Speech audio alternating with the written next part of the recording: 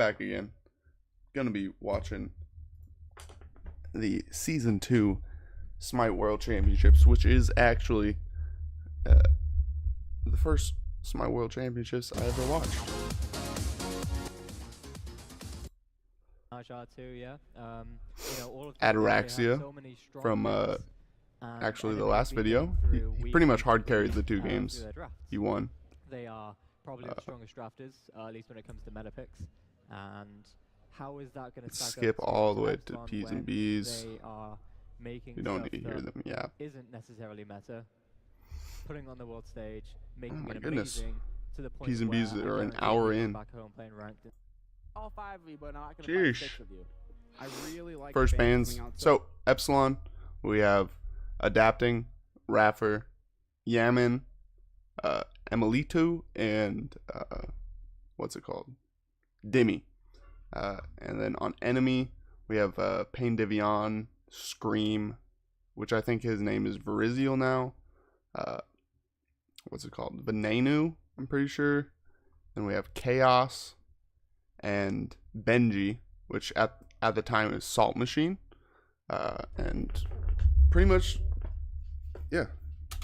This is one of the most legendary sets. Are they going to ban away the Zeus?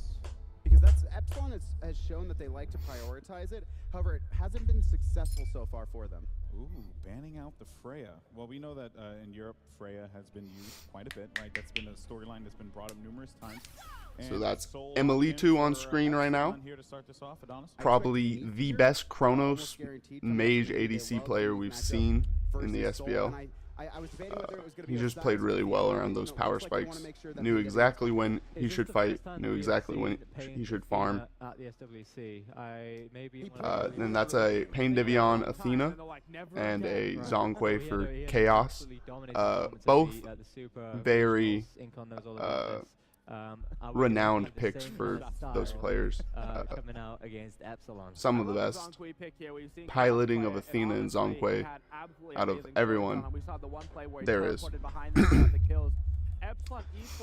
Pretty sure going into this tournament, Zhonghui is thought to be very broken because of his AoE damage, but we'll see Raffer do something very smart to counter it eventually in this set. I don't know if it's game 1 or what, but that's one of the best support counter picks we've seen on the world stage. I do remember that from watching it back. And if I remember right, this is like a soft tank meta, and then Season 3 is like we're fully into the tank meta, where we'll see like tank jungles every game, everything like that. But like Zhonghui kind of was the start of the tank meta, where players were realizing just being tankier and surviving all their bullshit will make it so that I think so too. It would be, you win more games. That's Benji. At this moment in time, I'm pretty sure his name's Salt Machine. Well, we know Enemy has gotten their dream comp right now. Everything they're going down. Listening to the beautiful voice of Incon, one of the best Smite creators. I think him and Weekend are pretty much tied. Weekend's more for the older, like teen audience, and then Incon's honestly better for the kids. I'm excited for that one. So this is what I was talking about. Ymir pick into this Zhonghui is what we'll see multiple times, and Raffer pilots this perfectly to punish the mage without a jump. But I know that's not, it's kind of in Osiris's favor, but the Ymir could be one of those off-key picks that could surprise the Osiris. Outside of Neath, Enemy has got. I could be wrong. Maybe that isn't Scream has this as early game. the jungle for Enemy. That's the question. Doesn't look like him. All right, boys, it's been locked in. So maybe it isn't. Good old Lucas. We'll just repeat it anyway. Epsilon. This game goes to Enemy Esports with their perfect draft stage. I think Epsilon Esports are going to take this series 3-1, and I think this is the game that Enemy's going to win. Enemy will win this game. Enemy will win this series. That's it. All right, folks. golden Here boy. we go. It is now time for the grand finals. Get hyped up in the crowd and let's go. This contest We got is specified Zap, between Epsilon and Bart, Enemy. Guys, and then who do you think? Stinky Boy Epsilon in 3. DM. I got Enemy in 3. In 3? Wow. All right, maybe 4. That's maybe adapting, man. I have Epsilon winning this in 4. I do think Enemy will win a game. What do you think about this one, this particular draft? You always gotta like when Painavillon gets the Athena. I think that Zap probably showing the support perfect for draft his here. NA They got boys. all of their comfort picks. For some reason, He's like, I got beat by Enemy. I want them to win at least. I want to be beat by the fucking world champion. One game, this draft is definitely something that could do it with. Yeah, however, I do think Respect. did Zap is also a goat. you knowing that Enemy would pick this draft because the Ymir can wall off the zombie. It's a just. It's a just. Completely forgot his name. And then it's Vedium, not Venenu. My bad. when he uses his ultimate, the Sobek can also peel, pluck him away from the team. Now, So Yaman help is control probably the Epsilon best will put on the piloter top. of, Saw Epsilon or like he play a really similar started draft against Hunter another mids, very similar and draft, Hunter mids being and very was meta. successful with the walls against Junkwei. We'll He's see one of if the Zap has best been the best mid player in laners this we've tournament ever so seen far. play around I think he's pressure been and probably giving the that best pressure John to Quay, his I mean, like, jungle, years. which Yeah. in this The way that case he's is played, adapting. eager and Looks like eager, adapting felt is victim going to the this character, old playing against red him, pot and start, I where didn't you think buy he was the gonna perform as well 400 at this pot, tournament. 500 Chaos pot. has proven I think it was wrong. 400 at the time. To see And then that you Chaos immediately kept get picking a Zonquay. bunch of Didn't have power. good showing at Super Regionals 4 and A, and So, Chaos is making it work. in mid lane, I would give the fight to Yaman and adapting, just because the physical auto attacks from Yaman are going to chunk hella with the red buff, as well as the red pot Thor. He's going to have a lot of power early with his passive. Raffer and Emily 2 will combine as a dual lane Amir and Soul. Their opponents today wearing the red trunks, fighting out of the top side of the minimap and the right side of your spectator UI. So Emelito and Raffer immediately going for the invade, walking right past the purple. Chaos is the mid lane. Junkwei, Painavillon, Vicium are the duo. Athena and Chiron. Speaking of And they force them off. getting pushed away, Vicium gonna take a lot of damage. That was a frostbite shot. Raffer Looks gonna like control this lane. Enemy's It's gonna duo be lane this is purple ahead experience, 2 both still available jungle as the creeps. ever-aggressive Epsilon continues to strike first. But maybe they Lanes have enemy really good missed push out in on the 2 lane, minions, so in look order like. to guarantee that Epsilon would have the pressure in the dual lane, they So would it's put their honestly invade. probably 50 seconds in pretty here. moot Emelito continues to be point. Very aggressive. He'll pull some archer shots here. Probably going to get the better of that is Vicium, although Emelito does That's have a cap. fair amount of health potions available as well. Well, looks like Emelito standard hits over 2 here, out with the faster. exception of Epsilon's aggression over here into the left side lane. Painavillon That's with cap. the, dash That's cap, minions DM. doing the damage. Capping already, Be bro. very careful not to hit the enemy gods and draw that aggro. Archer advantage is going the way of enemy. So I really wonder if enemy's gonna go for this During the purple C9 invade. here you see, They'll recognize, adapting and or rotating if to the purple buff. They because stop if enemy from doing Epsilon purple buff, gets then Thor this comes in and rotates. no, he's gonna be looking purple for invade, the purple buff here. Tectonic or Rift is purple gonna be on buff, the mark. I'm pretty sure they're That's ahead keep on this Painavillon start. alive, but it's not enough with that Chiron Cribble coming out to follow up, and the first gank is avoided by Epsilon. This But might be trouble as Yaman's adapting gonna showing up stay there in lane isn't a while even, longer to clear he's this just up. there Adapting's not to gonna have ensure enough that of a chance to really get enemy crazy can't over the invade the especially purple, with adjusting right? to rotate over, but he'll choose the Oh, they're right going to for the take purple yourself to the map and purple focus and clear that invade otherwise again. belong to Epsilon. Yeah, smart plays by. Oh, Painavillon a lot of Forcing the play by Epsilon. Raffer, very smart. They recognized that they were getting counter jungled and the enemy jungle wasn't showing up. That one all comes down to that tectonic rift So they played with coming pressure out from perfectly. Thor, locking in the Athena, no dash available there. And well, we're going to see the geometry line up here with the So Thor now plus the Amir wall we saw Epsilon's successful in the duo past. lane is Epsilon, hard I will be ahead. surprised if they win this game, Half if a this level, gets it through looks into like. game number 2. yeah, again. Maybe very strong pick 3/4 against the level hero, now. against any character that has a dash, the team has to be very careful of her positioning throughout the whole game. Yeah, maybe Emelito's no. It looks like it's probably about half a level. Maybe a full level on Raffer. Continue that just excellent farm by going for the respawn blue buff. Yeah, he'll leech out enough XP to get to level 5, and then Of course, probably look to talking set up a about gank, fucking and if it doesn't duo come lane shortly, go or ahead and solo move on lane, back to which the base I don't know if you boost. fucking But know anything about Josh Sobek, comes out ahead in Osiris the solo five lane, from but Jugglers. nothing Jugglers is keep getting happening. stolen. Yeah, Nothing smart play by is Just happening. knew Neither even helped the person has rotates much rotates kill rotates pressure was he invaded unless the back Sobek right hits heartbeat of a pluck Epsilon under and kept tower. his lead over adapting. Which, knowing how Dimmy plays his laning phase, which is basically just like lose lane, win game, later, he'll sit on enough golds for boots he'll just probably never pluck in unless it's like super safe. Well, he got a kill. He got a kill, but hey, it should accelerate him into these completed what are likely to be pin boots is what we've seen out of Raffer from ahead. Yeah, it's actually strong for the support player to get the first blood. Him finishing the aura items that help his whole team can excel them to the mid game. Plus, yeah, it looks like that level lead is stuck very hard for them to fight on Raffer over CHAMPionSHIP. Health scaling as well. You remember 100 which per level. Delaying Athena's level 5 spike, where she can use her global and get anywhere on the map, is going to be very effective. Like to shape up. I think that's going to be more than enough for them to control it, and with how early they've been going for Gold Furies, that extra help's going to be very useful. Exactly. Now, expect enemy to just stay away from this dual lane side. Adjust is going to head over towards the solo lane side where they do have the pressure. And one of the big things Raffer definitely went power boots to DPS Gold Fury. Wow. Perfect combo. Things in this game to look at as Emilito gets jumped on here. Yeah, Pen's gonna get a little bit of damage here out of that shield wall, and Vicium trying to nail it down. Man, Chiron was busted. Chiron used to be able to do a bunch of damage early on. He still does decent damage early on, but it's nothing like that. And honestly, post 9.5, Chiron's probably fucking pretty good right now. With that, Emilito was kind of out of position. I guess he wasn't expecting Pain Divion to be there.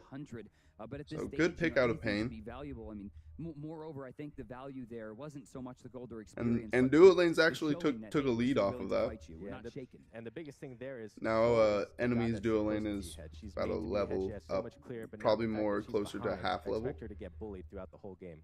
Enemy does have the very modest gold lead here through the first 5 minutes. 1 kill apiece. And then Salt Machine has a probably a half level lead in solo lane as well. I'd expect Demi hits level 8 off this. Look at this here. Salt Machine. Oh, did he get it? He got oh it. my god. Salt Machine with the time Oh there. my god. That is Yeah, these are the kind of plays you want to see from Salt Machine. Oh my gosh. Arguably the best laner, yeah, so laner in the game other than I'd say Salt Machine's running solo lane, but again, that isn't anything Epsilon isn't used to. They pick Sobek here just basically so that once they get to late game, they're going to be fucking vibing. Doesn't really matter how the lane goes. Raffer's a little bit out of position. What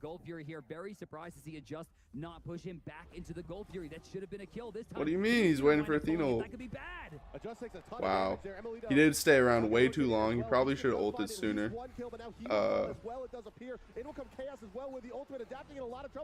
But it was really good Athena or Nethal out of Yaman there to kind of force Adjust to fucking chill out for a second.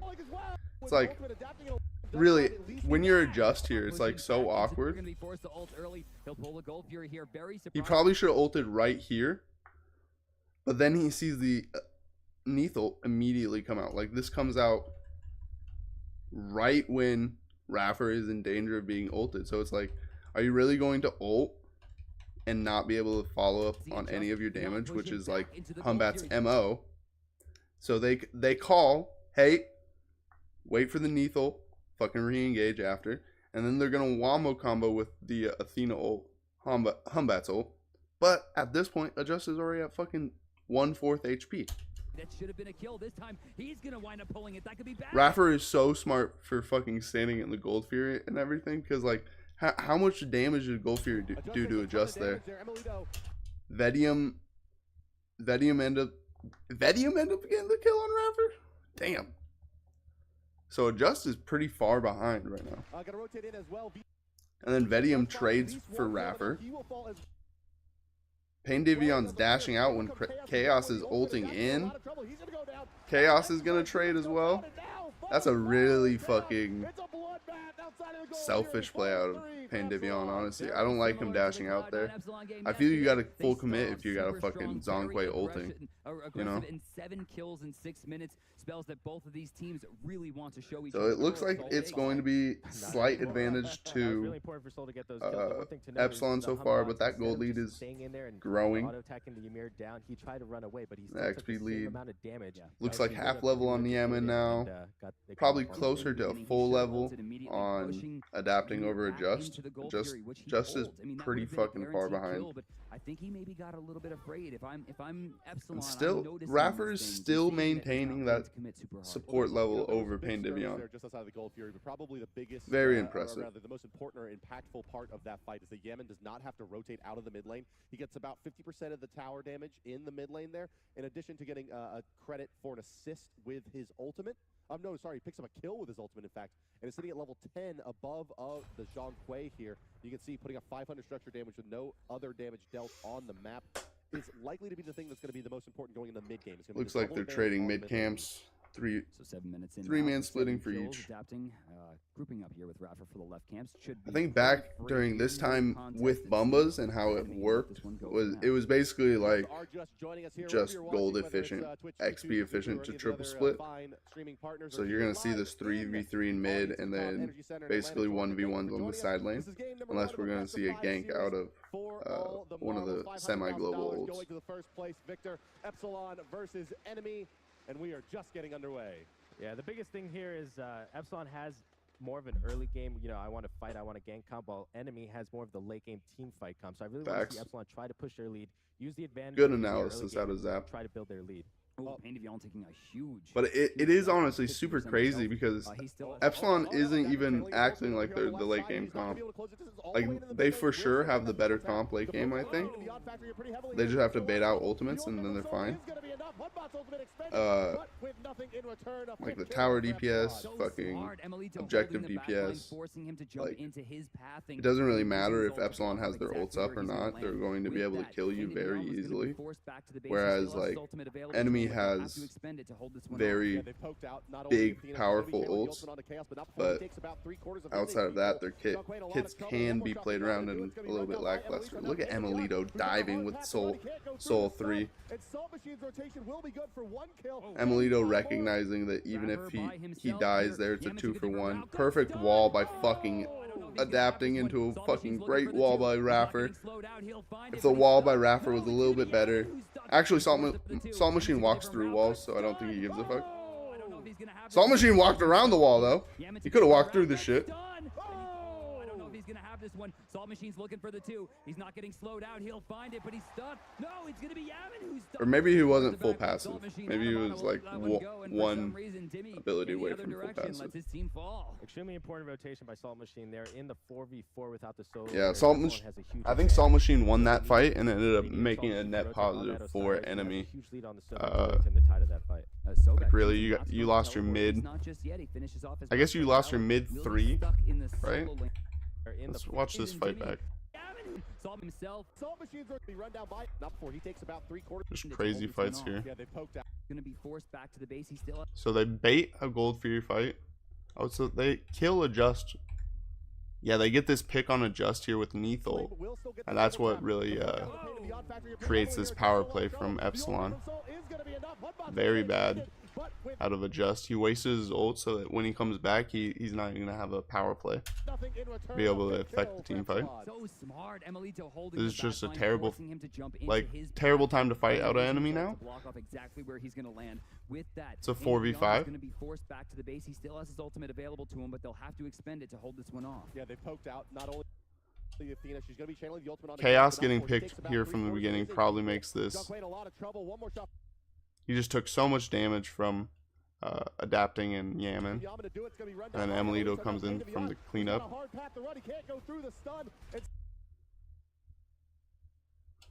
Salt Machine. So when does Salt Machine get over here? He just walks from base. Ultimate available to him, but they'll. Yeah, he just walks. He just walks from solo lane. Pain Divion was going to be forced back to the base. He still has his ultimate available to him, but they'll have to. I was wondering if Salt Machine teleported over, but Salt Machine being here is really the difference maker. Because if Salt Machine isn't here, I don't think Emilito dies. Yeah, Emilito definitely doesn't die for Chaos. Raffer by himself here. And very good positioning out of Vedium. Full HP, and look how much damage he was getting off in that last fight. Yeah, where is... Yeah, Vedium and Salt Machine carried this fight. Yeah, look at Vedium just on the other side of this Ymir wall. Wow. Then he dashes in, throws Yaman behind, isolates Raffer. Yaman took a different route. Good stun. Oh, I don't know if he's gonna have this one. Salt Machine's looking Wow. for the two. He's not getting slowed out. He'll find it. If that wall isn't there, I'm pretty sure Yaman also dies. Because most of the DPS there was Vedium. Extremely important rotation by Salt Machine. Yeah, in super. The 4v4 without the solo laners, Epsilon has a huge advantage. Yeah. So they needed Salt Machine to rotate. It would have been a all their fires, 4v3 who has actually huge lead on the sub activity in the for top Epsilon because it just got picked there at the beginning. So very smart rotation of a Salt Machine, realizing that he can sacrifice a wave, and then he actually has a just go and farm his wave in solo lane. Super great team play out of Salt Machine there. And I'm probably going to use Salt Machine and Benji interchangeably throughout this set, just so you guys know. For a Guardian in the solo lane. He needs that extra CDR. He needs that physical protection. Now Salt Machine immediately into Stone of Gaia, which I think is a great pickup into Sobek. Actually, I don't know if it has the I don't know if it actually has the anti-knockup effect now, but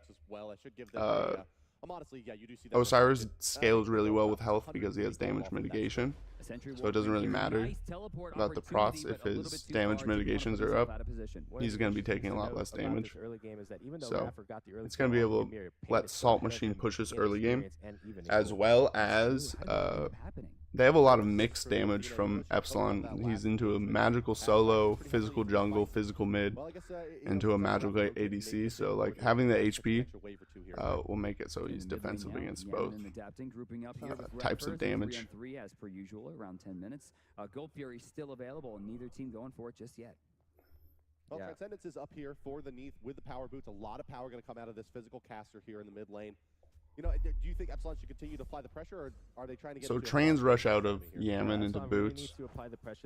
He has a level lead over Chaos. Damage and poke, which can really punish the Zonk. Pain Divion took back that level lead over Raffer. Looks like it's only about a half level. Raffer just hit 9, but damn, Yaman is right now. Yeah, it's a full level lead. Chaos just hit 12 and Yaman just hit 13. But in turn, Salt Machine is ahead of Dimmy, but that's nothing Dimmy isn't expecting. Even though these slap fights in the solo lane, looks like he's down around 700 gold from Salt Machine, which isn't very consequential. It's mostly the XP that is consequential right now. Speaking of Salt Machine, still sitting on Teleport 1, it is active and ready to go. A full Teleport 3 picked up on the last back. And you'll notice he's walking back to lane, talking about Dimmy. This is so he can actually rotate to the Gold Fury a little bit later than if Salt Machine were to, take the Teleport. But he's going to do, no, not the same thing. Sitting still on Teleport 1, going into Runeforge Hammer. Okay, so thinking that he's not going to be needing to make the rotations too quickly. Very aggressive build out of Salt Machine. Not very much protection. They're going to deal a decent amount of damage, but they're not really willing to commit as Epsilon. Decent damage, not from adapting that time. Yaman forced the backflip a bit early. Dimmy's teleporting in, adapting's in the air. Moves in and adapting goes up. Adjust is instantly dead. Perfect combo from Neath adapting. I'm pulling aside, trying to make space. Two people on Raffer. They kind of committed way too much for Raffer. Zonkwe didn't really get much value from his ultimate there, so it's a Raffer trade for Chaos, which is very valuable out of Epsilon. This might be an overextension. Wow, Demi survives. Wow, the unkillable. The unkillable. Demi re-engaging there at such low HP was such a make or break there. He threes at the beginning, so no healing is coming out from the Gaia. Huge tail whip and the dash out. Perfect wall from adapting. Demi stays around to bait.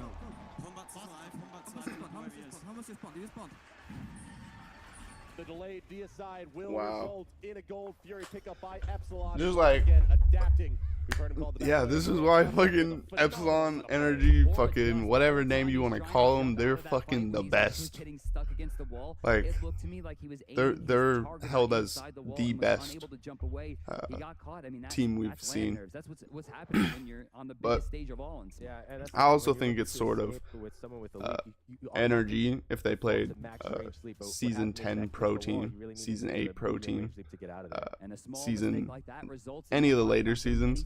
They're gonna look a lot worse just because they're against a lot better competition.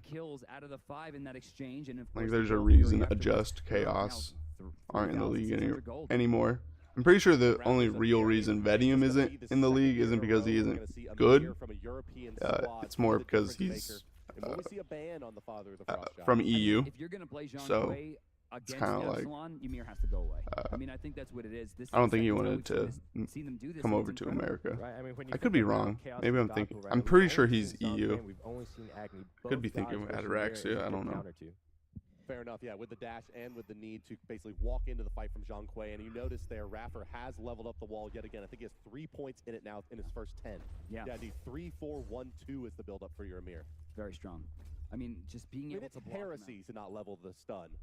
Basically, I mean, like 3 months ago, if someone, yeah, I mean, Glacial Strike and the stun are always the first 2 maxed. It does work well with this comp because he does have the root from Neath. All Neath needs is half a second to guarantee her root, and it doesn't DR the target. Which is so good, too. I mean, with this wall, being able to block out for so long, at this rank, I'm pretty sure, if it's level 3, I would assume it's 5 seconds, yes? 4 seconds, 5 seconds? 4 seconds. No, I think it's like 8. Something crazy. Okay, 5 seconds. Like 1,000 seconds. Yeah, a long time is the point there, as it's Raffer adapting and Yaman in the middle. It goes up to something crazy. I remember. Your wall used to fucking have 100% uptime.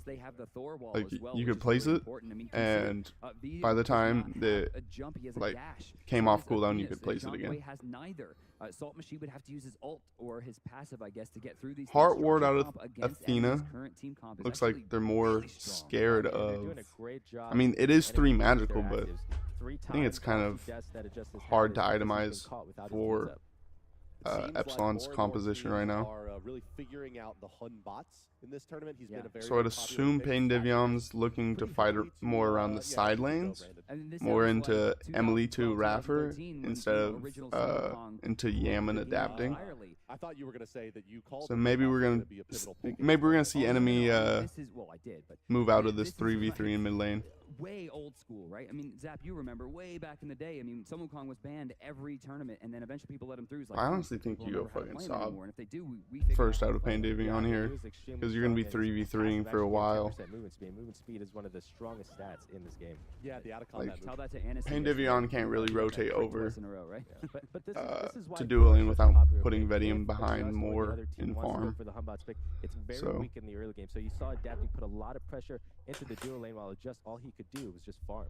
Speaking of adapting, the Mail of Renewal getting started up here. Once that's finished, he's going to have full CDR and a lot more effective front line. Oh, the good old days of crit Humbats, baby. He'll have a way to get in and out very efficiently, and if he does find 1 kill, he's going to start. Humbats passive used to be like, you have a 30% chance to crit or something like that, extra damage maybe. On Epsilon, but this cat is the unsung hero. Reason that they are winning these games 4-0 and 6 on the knee. Oh, this finds 2 wards. That was 2 sentries too. The dream. That was brilliant. Sentry return for Vicium there as he rotates in and does get that vision back. But Yaman is definitely the player to watch here. I mean, there's some flashy plays coming out of Raffer and adapting, but Yaman is. So we were set up for a 4v4 tier 1 tower siege in mid lane. Right now, Stellar Burst, some damage to Chaos, not a lot. They're going to pressure in. Epsilon has very good tower poke with Yaman and Emilito. Starting to tick this tower down more and more. Speaking of which, shell down from Raffer. Wow. Perfect wall. Just a perfect wall out of adapting. Made that fight super easy. Chaos does his best going into the back line, but it's like, what are you supposed to do when your whole team has died behind you, man? Nothing. You can't do nothing. And this is exactly where Soul Machine's sitting at. He's just like, well, whole team died before I could rotate. Whoa. Yeah, this should be free. They have double ADC. Gets back and there's the wall. He walks over. I don't even think it needed, but the Phoenix is gonna fall at 18 minutes, and the teleport available on Salt Machine does not. Like that's what Epsilon does perfectly. They're going to push their lead to the fullest extent. I mean, it's already 18 minutes, and they had a fucking 4v4 deicide in mid lane. Let's go back and watch that over. That was a beautiful fucking team fight. Look at how Emilito and Yaman, they're tanking tower here, baiting this engagement out of enemy. They're like, look at us, we're 2 carries, we're standing right next to us. Don't you want to dash taunt us, Pain? Don't you want to dash taunt us into a fucking, like, all your bullshit ults? Like Raffer standing back here and fucking baiting this fight is so smart. So off of the double taunt, which Pain hits, Raffer hits the shell, keeps him safe. He walks forward, takes tower aggro. Right then, adapting lands. Hits a picture perfect wall, blocking off 2 of the enemy team. Just dies to Soul 2. All adapting really had to do was just turn them back into the fucking meat grinder there, man. The DPS out of fucking Yam and Emily 2 right now, they're level 18, level 17 versus level 12, 15, 14s. They're fucking... They are carrying this game so hard, and there's not much enemy can do. He finally gets back, and there's the wall. He walks over. I don't even think it needed, but the Phoenix is gonna fall at 18 minutes, and the teleport available on Salt Machine does not get used. A little bit odd by Salt Machine not rotating there. He probably thought he couldn't do anything, try to get as much farm as he can. Maybe just misjudging the damage coming up from Soul with Polynomicon as well, and yeah, he does. What's so curious there is that he kind of commits to that split push, but gets what, 7%, 10% damage on that tier 1 tower on the right side. Let's go back to the replay. Let's check out, the unsung hero again. It's going to be Yaman from the backside, doing as much damage as possible. Immediately puts the weave down and is ready to initiate on the fight again. Doesn't even need the ultimate here. You can just see how the fight breaks out, and then comes that AoE root to hold them in place. Damage coming through, and there's a rampage for here. He'll find a second kill as well at the end of this. They're glazing Yaman so hard. Yaman definitely didn't do anything there, bro. I'm sorry, Yaman is a very good player, but Yaman didn't make this play whatsoever, man. I think it's Raffer and adapting, forcing them into like the auto attacks that are just perfect. Yeah, the most impressive thing, like I was saying before, is that the carries baited themselves for the Athena to come in. Yes, that was baiting themselves, having full faith in the shell coming out from Raffer, keeping them alive. Gold lead, or at least almost. They're getting there. I mean, Epsilon has already put themselves in a great spot. Oh, adapting once more, looking over here, just outside of the red buff, gonna go in. The multiple targets here. They're gonna force beads out of adjust, right? No, he didn't beads. That was just super crazy DR. Away from the Hunbot's ultimate, and Raffer's now gonna take the brunt of the damage from enemy, but in will come Emily 2. Wall. The shell's been used. The wall is there. Pain and Beyond's frozen in place. He'll take a bunch of damage from Stellar Burst plus the Polynomicon proc. Yeah, fucking half HP. Should be enough to get them out. I don't think this is a re-engage. Huge damage out onto adjust, and now he gets his beads. If actually he didn't get stopped there by the wall, he might have died because he was stepping inside the damn. Adapting actually went Mail of Renewal here. Poked out as well. It doesn't look like enemy's gonna have a very good option to address in here. Realizing that him not dying right now is going to be the best thing that pushes his lead instead of having more power, because he already has a level lead. He's equal level with equal or ahead of everyone on their team essentially. Yeah, if Osiris was there a second early, they really could have done something in that fight. That was the kind of fight they had to take. Epsilon was half HP, half mana doing that Gold Fury. Well, 15-7 now for Epsilon. They've built themselves a nice and comfortable lead. 9,000 gold. This was the one of the first iterations of Soul Eater, I'm pretty sure, where it had 300 health and like a bunch of power. Gave you fucking ability. No, it like healed you after like they did a certain amount of damage to you. It was crazy. It's gonna be really tough for Vedium. So that's why you're seeing a lot of these ability hunters. Just got there, which puts right now, because Emily or Iron is a very strong character. what's it called? He's not like a hyper carry. I mean, Soul has Soul Eater's super strong right now. Yeah, an enemy right now in these team fights, they can still win a team Yeah, fight. Vedium can't really push up. Plus the big AoE, Epsilon knows where everyone on their team is. They see the 3 people in mid. Demi called out that Salt Machine was backing, so that's a free tower for Epsilon. Just again forced to beads here. Rapper looking for the wall. Really out of position for Just there. Like, what are you doing? Like, what is he doing here, man? Like, there's Gold Fury isn't up. There's mid Harpies aren't up. Red buff isn't up. Maybe he was doing red. No. Red was already down. So like, Just is literally just walking at them in the jungle. Like, this is really poor positioning. Pain Devion's backing and Adjust is fucking pushing forward into like one of the deadliest choke points in the game right now. Soul or the Neath, who doesn't really have a great escape. Adjust again, forced to beads here. Rapper looking for the wall. No, we second guess. They probably kill.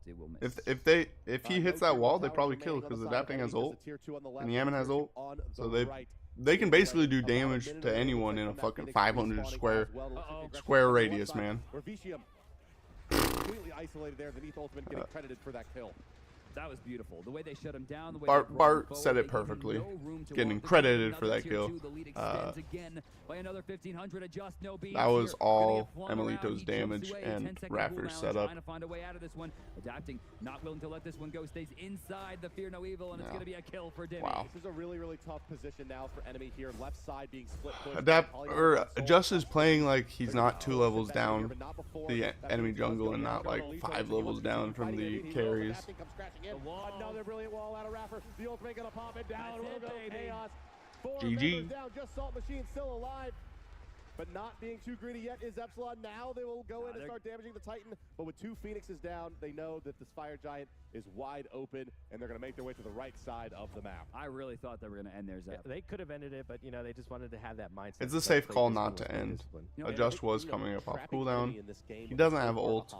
But it's starting to chip away probably after really the only threat there would be Pain Devion coming off cooldown and getting a big taunt, because they have plenty of kill pressure with Salt Machine.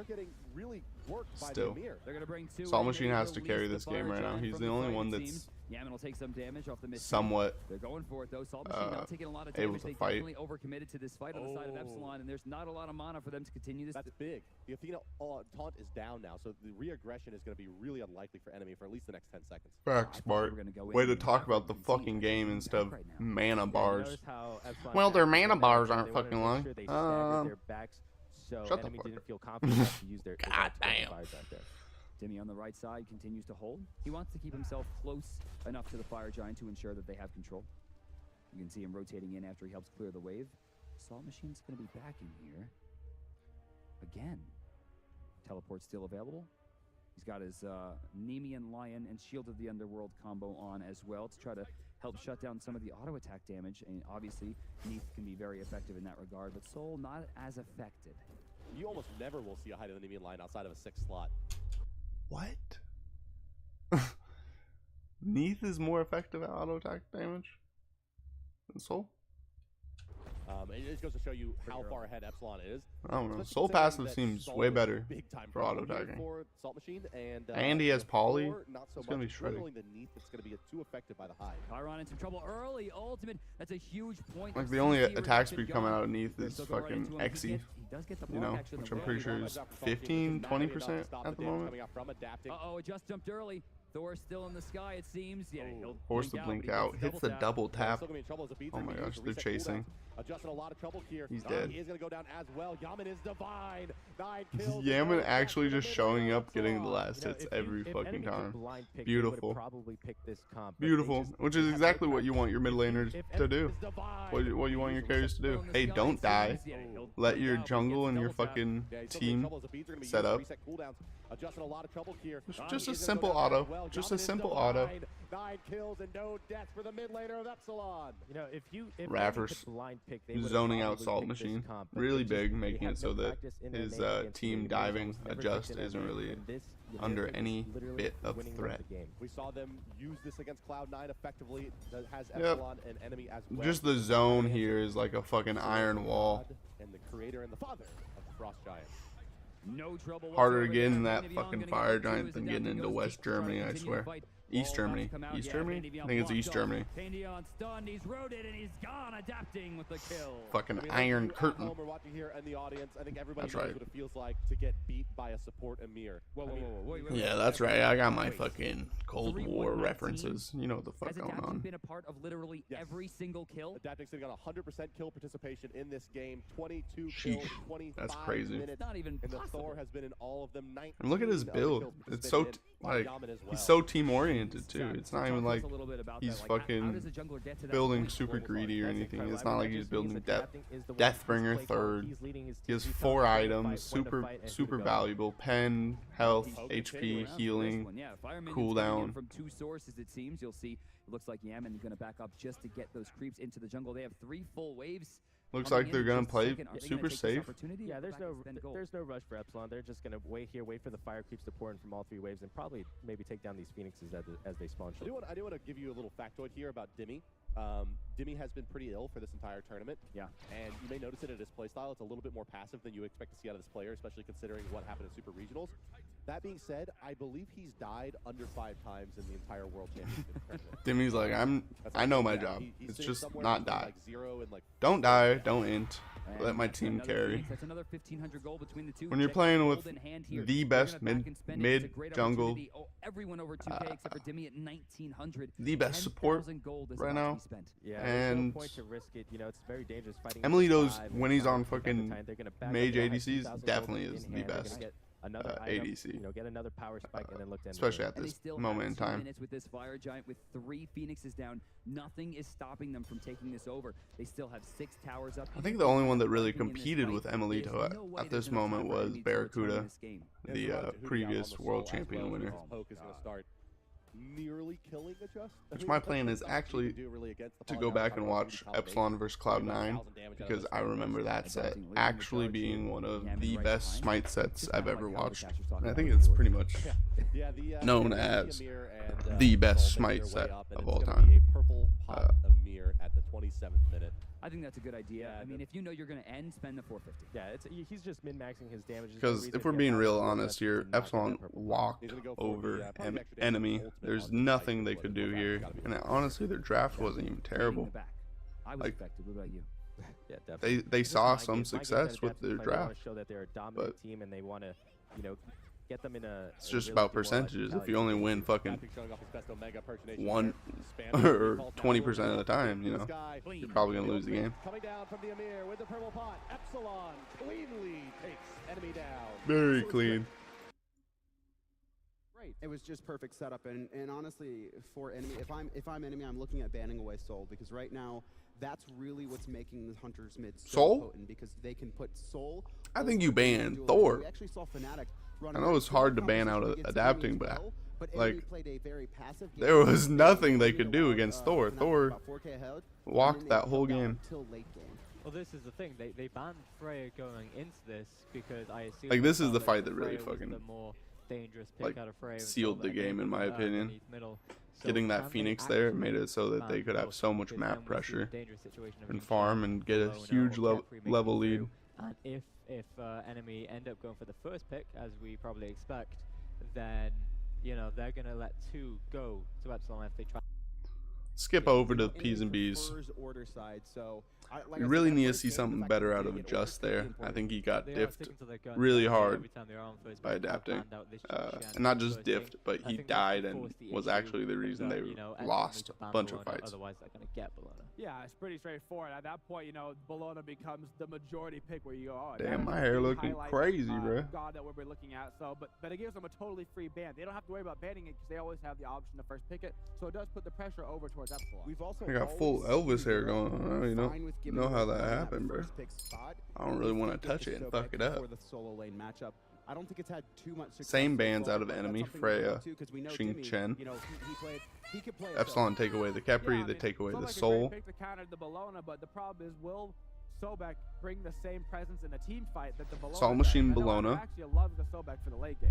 Yeah, I like so picking that, Bologna on especially Salt because Machine, Jimmy is confident just that because Bologna against Osiris which is is, farm matchup for Sobek. a little bit So, more again, tank oriented and adapted doesn't for have again, as very much exciting. kill We could pressure see as Marquette here Bologna. because it was banned away last time. like Bologna with the they lead might early Salt pick it Machine had first. last game. They tend not to, Especially but, at this moment in I time. think this is This moment in time, Bologna, she can take over and carry whole games. Once Epsilon started he picking up the aggressive play.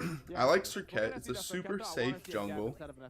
Gab is one of my favorite pairings with Serket because it allows And at this Serket to time, use her I'm pretty entire sure kit to Set go in or and do Serket damage, and they still have wins the safety matchup of into the Geb Thor shield, but because she they're can gonna be cancel leaning out towards the that Zhong ult. Kui. They played She can almost every punish single game. Now, I got yelled at when I played Zhong Kui every when single Thor game, so let's ults see what in. happens. She can just ult bad for Thor. Kane, But beyond 8 then again, particular because Geb is it's gonna get adapting big Thor. here, and Athena He's is too gonna get fucking back. good. And then they'll be And And forced Geb to block it. will yeah, be they able play to Bacchus fucking again, then stop a I lot am of what not Serket loving wants to enemy. do, Yeah, a lot of I what agree. I Zhong think Kui Geb wants was to the better do. pick for the Zhong Kui because With I think Geb Omni shield could work here, alone. right? So even if Epsilon ban away that Look Zhong, at I think Emilito. Omni He's would have laughing. into He's like, I enemy's don't box even want to play Yeah, we've fucking. seen Chaos play an amazing Agni, so He's like, I want to play I Chronos. don't know why. They don't even know. I want to I play mean, Zhong Kui is Chronos. very good, but we know he has counters. He can be. They're dealt with, banning all and the I think gods they that I should don't want to maybe play. Take a step away and consider getting Pain his gods, because Chaos has other gods that he is very, very good at. I'm pretty sure I don't know Emilito why breaks he's out the shying Chronos. away from this Agni so much. That's really his highlight god. Not only that, but it does so much burst damage, and it's so much harder to deal with, you know, just by buying shell. You know, that's of course the pretty normal counter to Zhong Kui. You get the shell, but you can't just shell Agni. Enemy are taking a long time on this ban, and I think they realize what we're That's talking very, about right very now. true I out think of. they regret it. And I like the Sobek ban because that's the expected soul lane matchup that I think Demi would have brought in. Now the question is Demi going to play Hades, which is also a decent counter to Bologna early? I think you're No. both here. I think Demi has that a as very well. We good haven't tier. seen tier yet Oh, at all. Yaman's Isis, exciting stuff. This was a, you know, C9 ended up banning this because it was so effective, and I think they won. Did they win most of the games with this? It was pretty. It was pretty up there. But either way, I do expect a tier or maybe an Osiris out of Demi, but really knowing Demi, You could just pull a Gandhi and just make numbers up. I think I would almost like to see a C9 here and then pick Dionysus instead, but I think Isis works just as well. I do like the Chiron pick. I mean, he Isis. played very well in Oh Chiron. my gosh! Very- Actually, I forgot. Oh my god! Isis Thor with Power Pot. They're actually super fucking dangerous early game with this composition. Like, because now in Smite you can't buy Power Pot before like level 5 or there's a level restriction, but you could sacrifice the gold from your build and just buy that Power Pot so that maybe you get first blood or maybe you get an invade and you start snowballing the game. One of the fucking funnest decisions, I think, because it's like if you get punished and you die with Power Pot, it's like now you're down 500 gold and you have no items, you know, like it's kind of like there's a lot of risk reward, but Isis and Thor are probably some of the two most powerful gods during the Power Pot meta. Good use of the ultimate coming out. Super But now safe, the question is, a lot of what did CC, Pain a lot of Deviant damage. play? All of his typical gods are off the board. Ares is actually great here. I just don't think he can play it. I actually really like Ares in this spot. Ares Think would until be you great. can see him. It's got to be. I think this is a weakness in Godful right here. Like, NA, I love them, but they cannot play Ares outside of a few players. I think we're seeing a parallel to as a I think Ares is actually a good shout. Shuts down Thor, shuts down Neath, and would kind of dissuade the tier pick. When he got off those, he was, you know. That was a good shout from Adonis.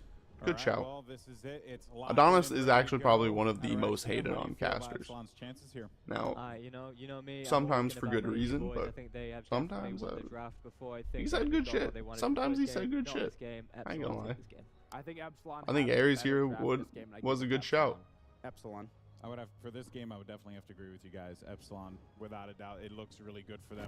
All right, guys, But here we go. Game I feel number tier 2. from behind is Can definitely enemy not as answer back or will impactful as Epsilon Sobek, so extend their I would series imagine lead? the Casters, take it from here. strategy out of enemy would be camp solo, get Salt Machine ahead, and roll behind this Even Golden Boys Bologna. voting against North America. That's a bad sign. Yeah, I mean, when adapting gets Thor, how can Epsilon lose? Well, adapting is Thor, Facts. Macross, Geb. Yeah, but that's the thing. They did pick Geb, so expect the game to be a little bit slower than it was last game with the Amir. Totally. Yeah, I mean, I'm expecting here to see the this Geb plus That man. Thor plus Yeah. the Isis combination be a big problem. All right, Chaos coming to the jungle here. Yeah, I think that's a good shout. So Yaman doesn't go the power pot start. I don't think he does. Last game with the Geb. Yeah, so Yaman doesn't go the power pot start. He prioritizes itemizing coming to the jungle here. into his build. Looking for something. They're just trying to ward. Riding in pretty heavily. But I think Chaos is set up to go the power pot. Right side here. He's going to be in the lane though. And Adjust is also going the power pot. I would not be going power pot on Circuit here. Just because I feel like Circuit, like you just want to survive and then play around your Zonquay damage. Seem like they care all that much. Yeah, enemy just grouping up as 5 here, hoping and praying that they could catch someone from Epsilon out of position. Bacchus just on the left side of mid lane. He's gonna get definitely rooted out by the Neath if she wants to. Nope, she missed. Emilito missed. Yeah, just barely too. Emilito not really. Man, having your own jersey in the game. Still, it does force out the melee flop to be skilled. Yeah, I mean, Emilito has been super impressive this tournament. To me, he's been the player. I know it's kind of unrealistic, but it'd be super cool for SMITE 2. Have all of their pro players for all pro. Well, now, yeah, like have all of their pro players have their own skin in the game, and then they all use that like skin. So all the gods have their jersey on like that. Like imagine if all 5 enemy players had an enemy skin like that, and vice versa for Epsilon. I think that'd be sick. Which is going to wind up hurting him, but not too much. They have to be careful though. There's a very but it would also be a lot of time investment. On the top side, but then you could also do things like, okay, however many people buy that skin, it goes to the pro players, and then it's a Ouroboros business. Yeah, the biggest thing for me is where is Adapting going to apply the pressure? They don't really have. Maybe you'll actually make money from the pro league. Just taking a lot of damage. Right side camp's definitely going to red. Left side looks like we'll be going to blue. Pain of Beyond once again in a lot of trouble, almost giving up first blood for the. That's what I'm saying. Like, I'm pretty sure they lose mid pressure, Adjust, and Chaos do. I think he just wants to take the swing, man. I think he wants to go for it. Okay, yeah. So yeah, he'll just elect to detonate this this wave. No, he won't. Okay. Nice shot from Medium. Yeah, the poke from Vicium there. Nicely done. Pain of Beyond trying to control the front line. Raffer still has Shockwave. Looks like he's going to be moving forward here to keep the pressure on. Emilito, same thing. Vicium going to be forced back under his tower. They shouldn't lose too much, if any, golds here. They're doing a great job of controlling these creeps. Meanwhile, in the mid lane, the back camps have been picked up. Left side, back camps picked up by Epsilon. Right side, back camps picked up by the Chaos and Adjust combination. And back to lane a little bit faster. So it looks like of course, Chaos also went power pot. Trying to just keep pace, but it seems like because of that early, I think, misstep by Adjust, it all belongs to Epsilon. They'll have this cleared before it looks like just. I mean, they have way more kill threat. You'll see a longer route. They have way more kill threat. That 2v2. Yeah, both mid and jungle players are both trying to reach 5 as fast as they can. Enemy doesn't want to fight. Smart rotation. The way that Chaos. Maybe enemy is just looking to farm and fight around 5, which I would assume is the case. Check out the right side here. There's a great angle coming out by Adapting the Fearless Chain into the wall by Dimmy as well. There is no ultimate available from Salt Machine, and in will come the Thor. The stun is on. Oh, what a great gank out of Dimmy. The second game in a row in which the first blood is what out by a great fight out of Dimmy. What a great gank out of Adapting. The way that jungle players are both trying to allow a great angle coming out by Adapting. The small amount of damage. Shout out to Bart carrying the cast again. Shut DM up. Look at DM's talking about some bullshit. Small amount of damage from his mid laner. Small amount of damage from his mid laner. Like, why are you talking about small amount of damage, bro? It's kind of useless. Right side here, there's a great angle coming out by Adapting the Fearless Chain into the wall by Dimmy as well. There is no ultimate available from Salt Machine, and in will come the Thor. The stun is on. The Mjolnir's a 2-man. The spin to win. Dimmy credited with a kill. The second game in a row in which the first bloods is spelt out. I think they realized that Salt Machine didn't ward last game, so that pre-level 5 gank is pretty free. Which you'll look on the map, you'll see a nice little red dot for Dimmy, so that he isn't as susceptible to a gank like that. Now Adapting is level 5. Yeah, he'll take it safe, smart. Yeah, he won't find anything there, but it's better to expend that ultimate and get a little bonus experience than it is to just hold it and not find anything. And already, of course, a first blood has been credited to Epsilon. And the important thing there is Adapting just wanted to take a chance. He could have punished Chaos if Chaos stepped up. It's another free kill and they're rolling the game. Adjusting went super deep, but Dimmy's ward fell off.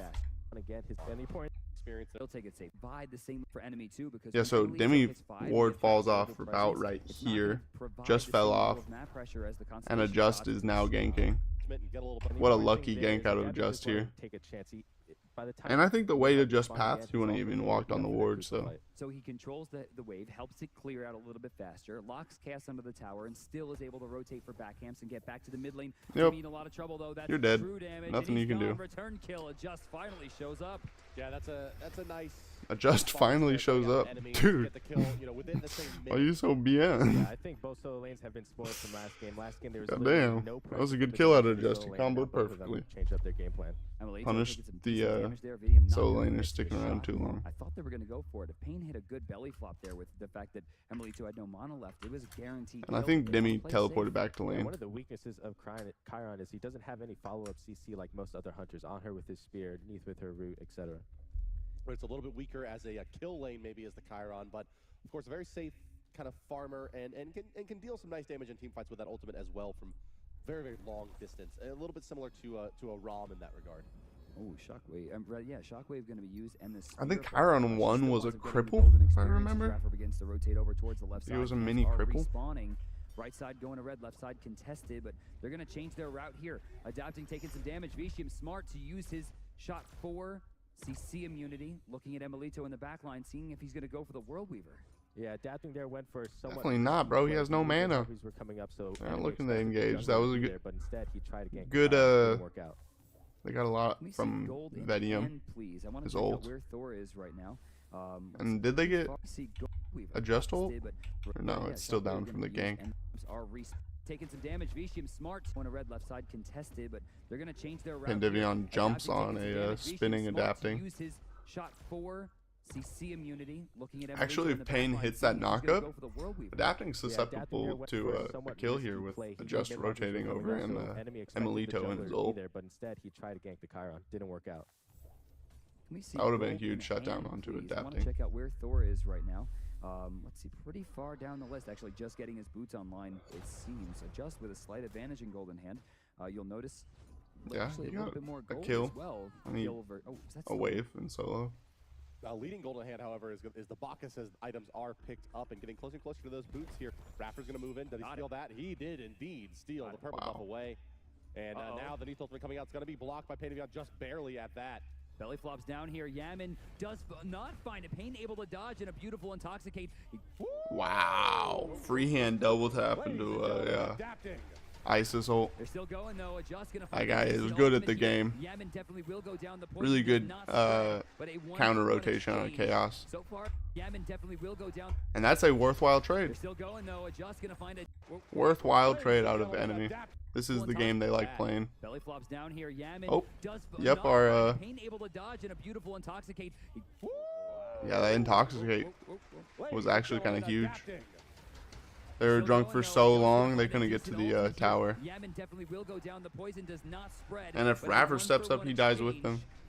Because of nice rotation. Jean-Quay ult. The Isis ultimate is down. It's very easy for Jean-Quay to walk in and pop the bag of demons open and find himself a return kill. It's just very dangerous to fight into the Isis. Can we actually hover on Adapting, please? I want to see what he's leveling because with that damage, it had to have been the hammer, right?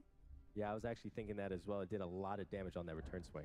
Yeah, there he is, level 4. That's the kind of confidence Adapting has. A lot of players, you know, they want to have that guaranteed spin damage off his Berserker Barrage, but Adapting, confident, went for his hammer first. Yeah, also not to mention that he only has the 1 point in the Tectonic Rift there, which you need 2 points to guarantee the double tap. Yeah, actually, this does make sense because he is paired with the Isis, so they have a lot of poke coming out and a lot of CC to guarantee the hammer hit. Yeah. Assault Machine going back into the jungle looking for a lot like last game, how Ymir didn't really even need to level up his stun, is because you really don't want them to be stunned that long if you're going to CC them off of the stun. So it's actually better if they get unstunned and then Isis balled instead of getting stunned into it and then getting hit by an Isis stun. They'll get DR'd. And the stun won't last as long as it should. Demi will walk back to his tower safely. Adjust does not split that either as he goes over towards the lane, it seems, to hold this. So more pressure on the right than the left right now for blue. Strange, though. I would have expected Adjust to go and split all of these camps. They're not getting any. Yeah, a little bit uncharacteristic from Adjust. You heard Aurora the other day saying how enemy has improved so much in splitting their camps, but this game has shown otherwise. Maybe that might be dissent in the communications, perhaps. I mean, usually they were so communicative. Their CC Bro, stop yapping. So on point. And You're yapping too much, brother. So far, but they're still keeping pace. It's 2-2. Gold actually in their advantage by about 200. You know what I think it was? I don't think it's dissent in their communication. I think it's Chaos wasn't close enough for the camp, impact than he did last so he didn't walk there. 0-3 on the Humbots in this game, 1-0 on the Circuit. If anything, it's a slight misplay. That's definitely going to go the way of Blue. Raffer gonna have They're really just talking about bullshit until the next fight. Adapting comes in as well. Lots of ults coming out to Chaos. He's just really just diving for Raffer here, which is gonna get hit one more time. So they did the thing which I thought was beneficial, which is when Thor ults onto someone, you just circle that ult and then Thor's pretty dead. Yep. Huge play. Huge play out of Adjust there. I'm pretty sure Adjust is what makes this whole team fight here. Likely to ult here as Adapting comes in as well. Okay, let's. So it's. Raffer looking at 4. So it's just a belch onto Raffer. Mid camp. That's definitely going to go the way. And then stuns 2 with Gebel. Of Blue. Raffer going to have to try to get out of this one. Adjust likely to ult here as Adapting comes. Adjust pulls back, waits around, in as well. Waits out the counter engage. Lots of ults coming out to Chaos. He's just barely alive. He'll go down. Chaos got a lot of damage off with his ult. They're trying for it. Adapting. Gonna get hit one more time, and he's going down. It's gonna be another 1-for-1. Yeah, I realized about halfway through that he had to cut his losses and not get the Damn. points with the team. High Raffer rotating on the backside. Doesn't matter. Yaman does pick up the kill to Pain of Yaman. In will come Adjust again. Cobra's Kiss is going to be used, and the damage coming out from Gamble to Yaman. Wow. That was a good team fight. 7.5 minutes. I think the adjustment has been made, Bart. Yeah, it looks pretty nice there. I mean, I think Circuit is. I think the adjustments have been made, Bart. Shut the fuck up, DM. God damn it, shut the fuck up, DM. God damn it. Adjust gets to play this god every game. Like, says stupid shit all the time. Can't believe people thought he was a good caster, bro. There's a reason he ain't casting in any other fucking leagues, bro. It's because he ain't that fucking good. I hate to say it, bro. Like, if you're really good at something, they'll look past sexual assault. They'll look past all that shit. If you're really talented, like, look at Michael Jackson. They'll look past a lot of shit.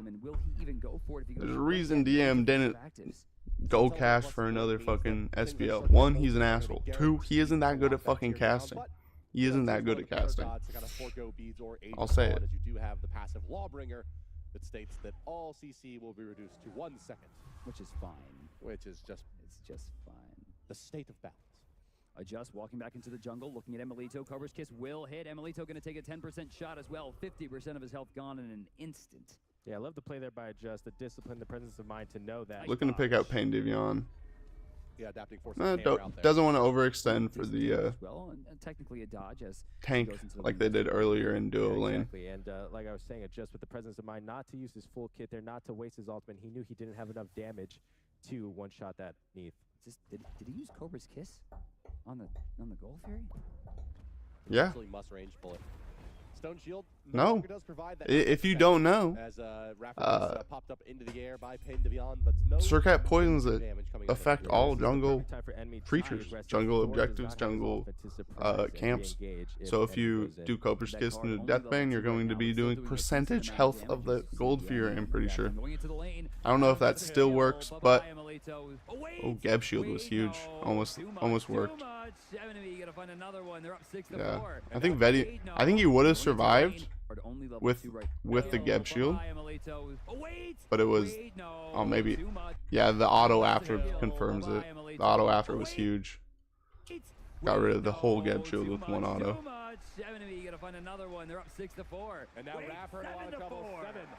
Good pick out of Pain.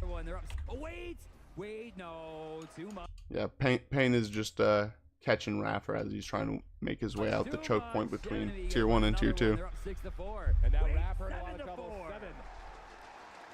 So I don't think that's even a bad death out of Raffer. He was trying to play up and save his ADC, which if he does save and then he still dies there, that's going to be better than your ADC dying. They go back to it here, but nonetheless, Adjust and Pain to Beyond coming up huge in this game. This is the difference. It was like Epsilon's taking the L. They're around 1,300 gold down. So much harder to gank. And that's her cut. If she was trying to gank the Chiron, probably wouldn't have gotten the kill. I was looking more around 2,000 gold. Wow, was that a solo? Beneath it was guaranteed. Gank. And that's her cat. If she was trying to gank the Chiron, they're supposed to do, but huge is this the Chiron. I mean, they only really go. Yeah, Demi starts at lower HP than Salt Machine. Salt Machine just gets super outplayed here. And that's her cat. If she was trying to gank the Looks like Demi heals off the wave. It was guaranteed. The first real lead of the game, though. Salt Machine getting soloed by Demi. Chance of ooh in the crowd. That shouldn't happen. That's one of the first real kind of pure one-on-one solos we've seen from the top 4 teams in this tournament. And Demi coming up big against Salt Machine there. I mean, when you man fight the tier, you always got to be worried about that burst heal. You know, I don't think the burst heal even came off. I think he just double fearless. Never an excuse for you and to burst be soloed in the solo used his burst damage. If you pick a warrior or a guardian, could be wrong. Red Pot Odin. Red Pot. Oh, Bart, come on. Ooh. I'm going to walk away from that one. Ooh. Well, speaking of which, let's take a look into the solo lane here and see exactly how Demi was able to come up big against Salt Machine. And yeah, let me look. He starts with a big HP disadvantage, with those tower shots helping even things out. I'm expecting to, yeah, that was really bad tower shots taken by Salt Machine. On the back line. I think it's those tower shots that really make it the difference. Gonna move forward here. Blink's yep, Blink, right no back. heal. A good portion of the creeps too. He's going to hit the bludgeon, but yeah. A little heal. One hit canceled directly into the Fearless. Beautiful kill. How perfect Demi played there. He had exactly enough mana to use his whole kit as he gets engaged on here by Adjust. Salt's flowing. And look at that. Tier into Circuit's actually a pretty smart call because I mean, how many SMITE to get the auto after the Circuit combo, I think you need it to be longer than 1 second to taunt. Yeah, I would have. If you would have told me, hey, which we see right there. Of Demi. Well, Demi doesn't do anything. It's just the tier pick. See, the taunt doesn't last long enough for Adjust to get the auto off. As he gets engaged on here by Adjust. Salt's flowing though as Adjust comes over for 100%. I mean, how many that would? Salt's flowing though. If you would have told me, hey, it's a just under half HP Bologna, I'd say just don't even. I swear to God, he's so cringe, bro. Repositioning is what hurt her so badly. Archers, yeah. I just didn't see it at all. Oh, here we go. Left side of the map. Chiron finds himself. He doesn't see it. In an awkward position. The ultimate's gonna come down as well. Holding the stun, and yeah, Vicium is dead. Right. Missed. Oh, he missed! He missed! Wow, a rare. Wow. And yeah, Vicium is dead. Right. You know what it is? He got super DR'd by Gebel. Stun, and yeah, Vicium is dead. Right. Oh, he missed! He missed! Wow, a rare misplay there by Adapting. So I think what happened there is that Adapting sees that stun isn't gonna last long enough, so that he tries to like pull the hammer to the right, because usually what players will do is if they like become unstunned from Thorwall, they'll try to run perpendicular from the wall to make that play to make it harder on the Thor to hit, obviously. Oh, he missed! He missed! But Vedium just fucking turns and runs. I'm pretty sure Vedium thought he was dead, but then he got DR'd and he's like, well, W key. He's not going to find too much as the Stone Shield comes out onto Adapting. Very smart for Epsilon not to overextend for the kill though, because they knew enemy was coming for the counter rotation. I don't think I've ever seen him miss a shot like that before. Yeah, I mean, but that also goes to show why Chiron is such a popular pick. He is almost impossible to gank. All right, so Chiron's gonna get some free. Yeah, that was the fucking Chiron passive and Soul Eater coming through. That was a lot of HP and passive healing. 1,700 gold in favor of the North American squad. Enemy, as they look to draw even one game apiece here in this best of 5. I think one of the biggest things for Enemy right now is their leader, their shot caller. Pain de Beyond is playing with the lead on the Geb. Last game, he was the one targeted. He was the one that fell behind right away. Another Sentry Ward pickup right there as Vicium gains 50 gold. He's going to rotate over towards the mid lane. Mid camp's coming up on both sides, and so far it seems like the blue team has complete control over both. Yeah, Epsilon seems like they have no idea that they're coming up. In the mid lane, Lane is pushed. I mean, this looks good for Yeah, them. blowing it from behind is a lot more difficult to play now onto the Geb to help mitigate some of that Zhong Kui from damage. even or ahead. Epsilon be able to stand up a little bit taller in the next fight. She technically has a level lead over Demi now. Right side available for contest. Or XP lead, I should say. Starting to group up. They're It's probably more close to around half a level. Yeah, Demi just hit level 5 or level 15. Enemy moving forward, maybe thinking about sieging this tier 1 as they have moved their Hunter over into the mid lane as well. A big grouping from the North American team as they look to find a pick. Yeah, there's just not much to do around the map. A lot of the buffs are down. The only thing that's point of contention are these mid harpies, but Epsilon's giving them away for free. 7-5 still. Enemy starting to, I think, really start taking this one away. They did have that one transgression with the kill over in solo, but aside from that, they've either sustained or increased the lead since we've seen them start it. Yeah, they're doing a great job right now of holding back, farming, getting their buffs, and what they're really waiting for is for this Gold Fury to spawn. Let's talk a little bit about the Hunter itemization here, Zatman, while we, of course, have 2K you on the commentary lead. desk. It does look like 2.4 will be moving into the Ichabal, where on the XP other side lead. it will be the Executioner pick up by Chiron. What do you think about those selections, and how do you think that's going to factor into maybe the 17-18 minute mark? Yeah, the Neath is going to be able to outbox the Chiron once the Ichabal is done. It's the best boxing item in the game. And you could see last game against C9, both Hunters went for the Transcendence. This time around, they're going for the boots into Soul Eater. They're afraid of all the pressure that both junglers are going to put in the dual lane, and they want to be as tanky as possible. Just a little bit more clear going on. Gold Fury about to respawn, just over 20 seconds. Both Hunters, it seems, are in a pretty decent spot. You know, Zatman talking about the builds. That Iqbal, I think, is really, really effective in terms of tanking the Gold Fury. Just being able to increase the damage for such a small price point, and given the fact that she's behind by 600 gold, I mean, I think that's the biggest point. Yeah, that's definitely the biggest point. Also, it gives you a bit more attack speed than the Executioner, which will allow you to have more heal per second. Which is good, too, as well for Neath, who doesn't have that steroid. I've always wanted to steal the attack speed as opposed to just taking it away. Yeah, exactly. I'm really actually surprised that Chiron did choose to go the Executioner before the Ichabal. Well, it does give them a little bit better objective clear with the Executioner, maybe looking for the Gold Fury in the mid-game to factor in heavily into their game plan as enemy. You can see they've warded pretty heavily on this side of the map as well.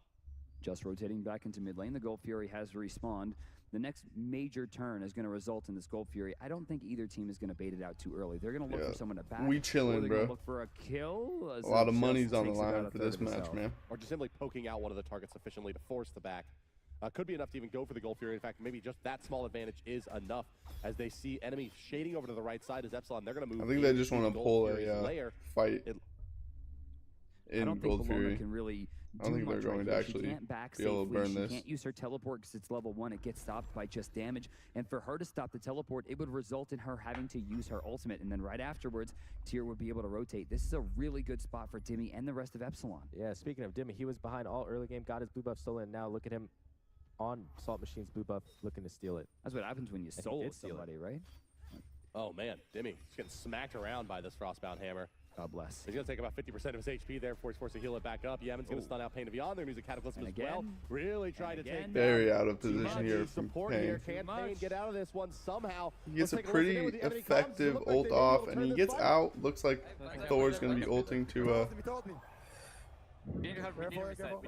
oh, adapting slightly misplays, but still cleans up the kill. They don't get Pain Devion in mid.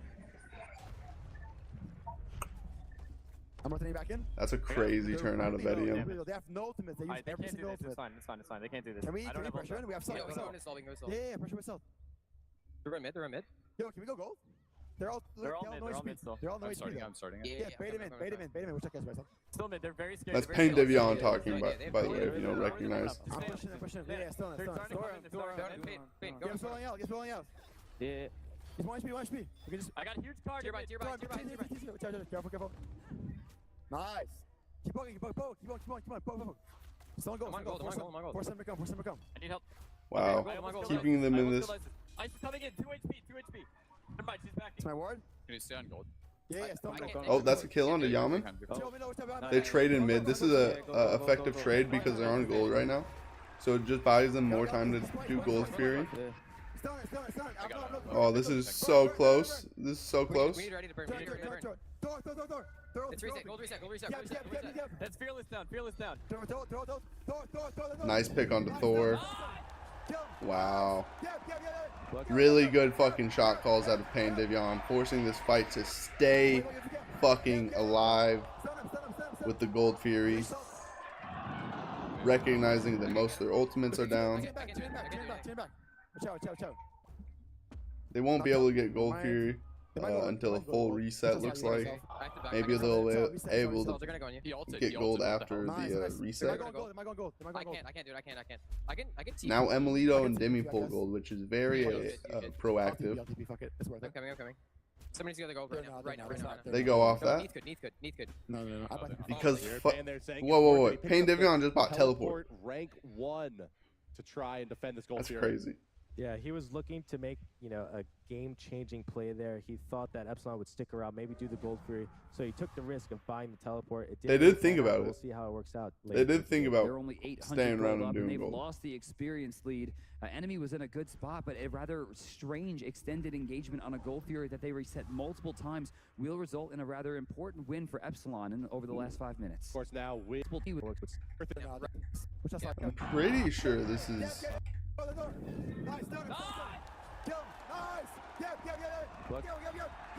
I'm pretty sure this is net positive for enemy. I guess. So Chaos traded for adapting, or traded for Yaman.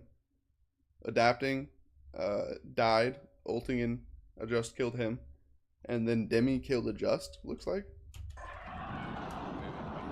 I think this would have been a hard win if Pain Divion turned and then was able to keep Adjust alive instead of chasing Raffer. They're gonna go on you. He ulted. What the hell? Nice. Am I going gold? He ulted. What the hell? I can TP. I can TP, I guess. You should. I'll TP. Fuck it. It's worth it. I'm coming. Somebody's gonna go for it. He ulted. What the hell? No. Here, Pan there saying it's worth it. He picks up the teleport rank 1 to try and defend this Gold Fury.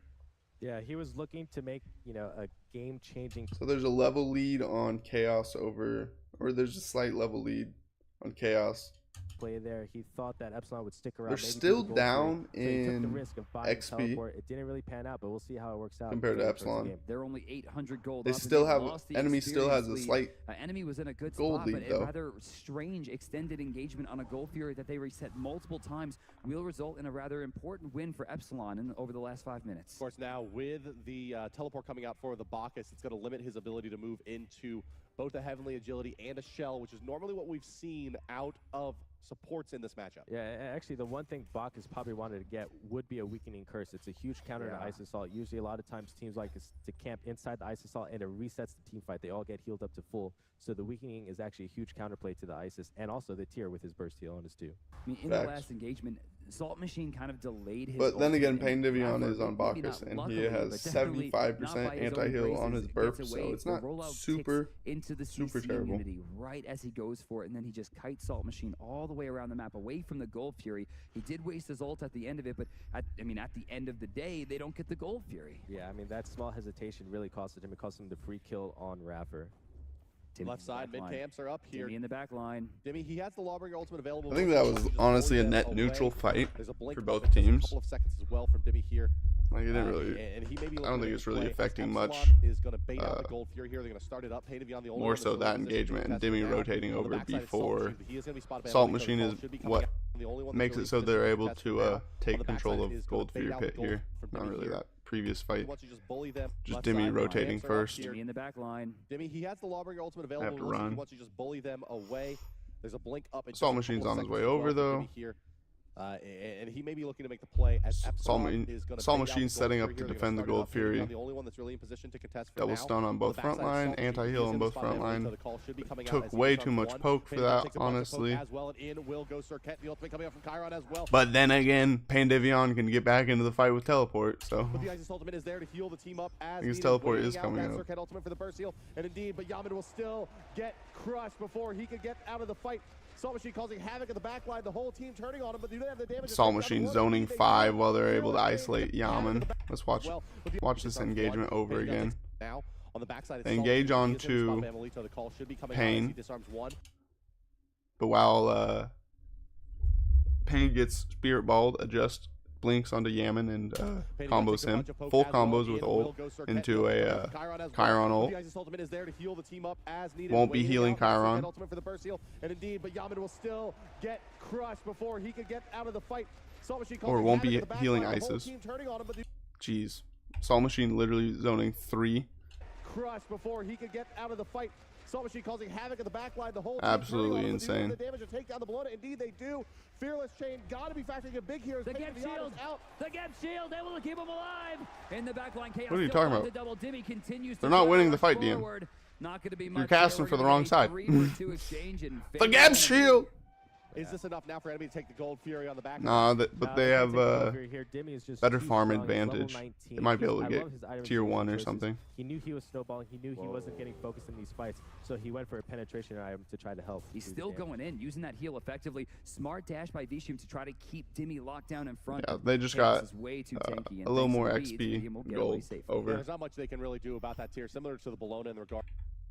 He's level 9 for enemy. Here we're gonna get the Gap Shield. The Gap Shield. Do they have the damage to take down the Bologna? Indeed, they do. Fearless Chain got to be factoring a big here. The Gap Shield out. The Gap Shield able to keep him alive. In the back line, Chaos still finds a double. Dimmy continues to try to rush forward. Not going to be much here. We're going to get a 3-for-2 exchange in favor of enemy. Is this enough now for enemy to take the Gold Fury on the back of that? No, they can't take the Gold just Fury. Dimmy being here is really the reason. They can't do anything. I love his itemization choices. And both their tanks that died. He knew he wasn't getting focused in these fights, so he went for a penetration item to try to help. He's still going in, using that heal effectively. Smart dash by Vishim to try to keep Dimmy locked Beads down on Vedium is actually a pretty big deal into their comp. I would expect Vedium would be the target out of Epsilon now for the next 120 seconds. And the burst heal from tiers is very sneaky. I mean, like, it'll trick you sometimes. Whoa. Little bonus attack speed there from the Emilito's Neath is enough to find that ward. I mean, you see he has a balance plate on top of the Ichabal. All right, so Emilito going to move into the mid lane here against Adjust. The mid laner is absent as we see Yaman rotating in. Chaos coming back as well. Gold Fury still available. Yeah, I mean, the biggest thing here is what can Dimmy do to disrupt the back line? You saw Bologna in the last team fight. She zoned out 4 Yeah, with both of these hunters, you kind of got like a lot different than. You gotta play these objectives a lot different than Epsilon played them last game with the Soul and Neath. Like they had so much objective pressure, DPS. 22 minutes elapsed here. This one, 22 kills in 22 minutes.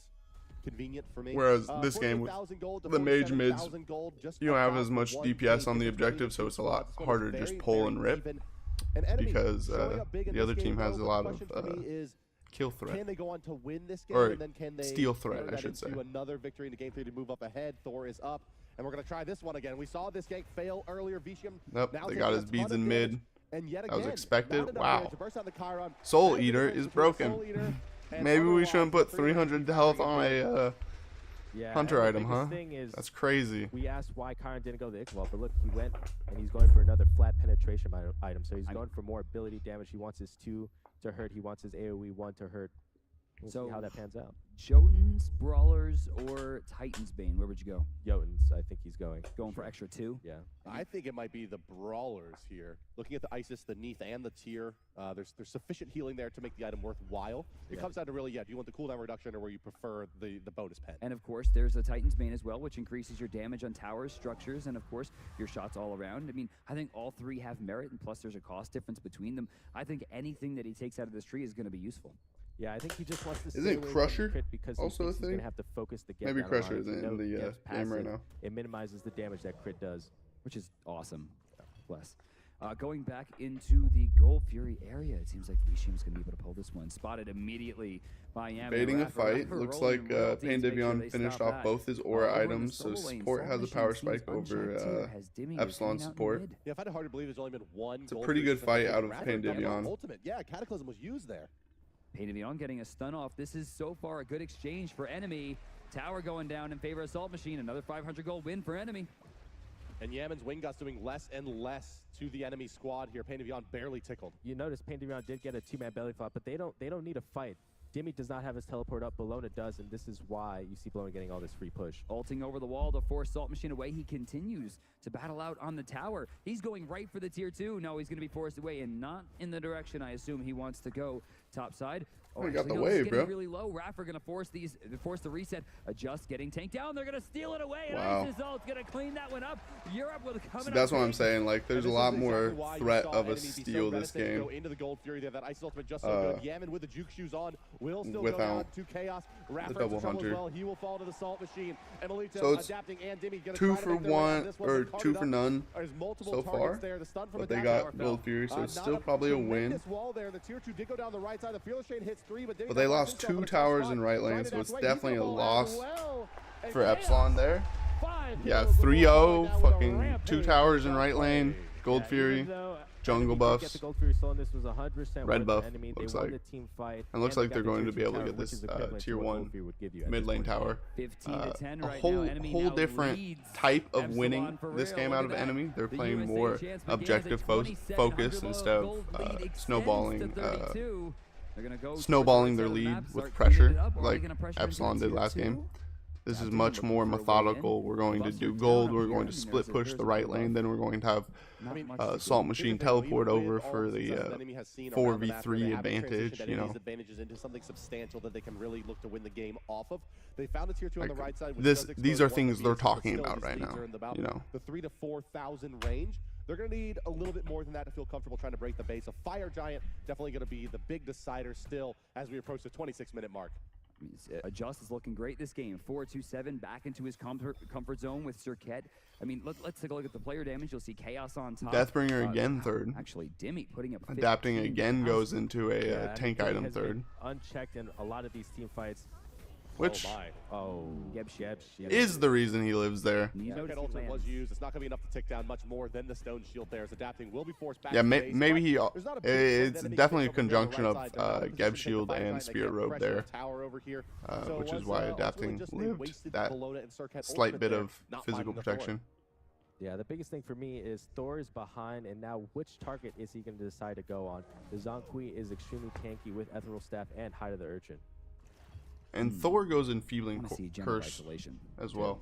Yeah, that actually might be. See, that's what I think for sure. more Get those Thors need to twins do and slows now. going, especially if Is they can that, wait out either the like, Heavenly Thors or go the beads Shell, that way the Aegis ult is too still much, and if providing you're going something. Blink on Thor, you're Really fucking dumb, effective. Yeah, in Chaos my providing opinion. a ton of damage Blink to Wall, by Blink just 3 that spear all and the magic suck. plus the pen boots, enough to get a Uh-oh. Realistically, That was Trouble not the here. backflip he was On looking the for. But being able to go like Chiron horrific or one of down these he will go indeed. team fight actives is super big. Like I've gone Shell on Thor, and you ult down and you shell your whole team, and it feels so great. He's taunted away.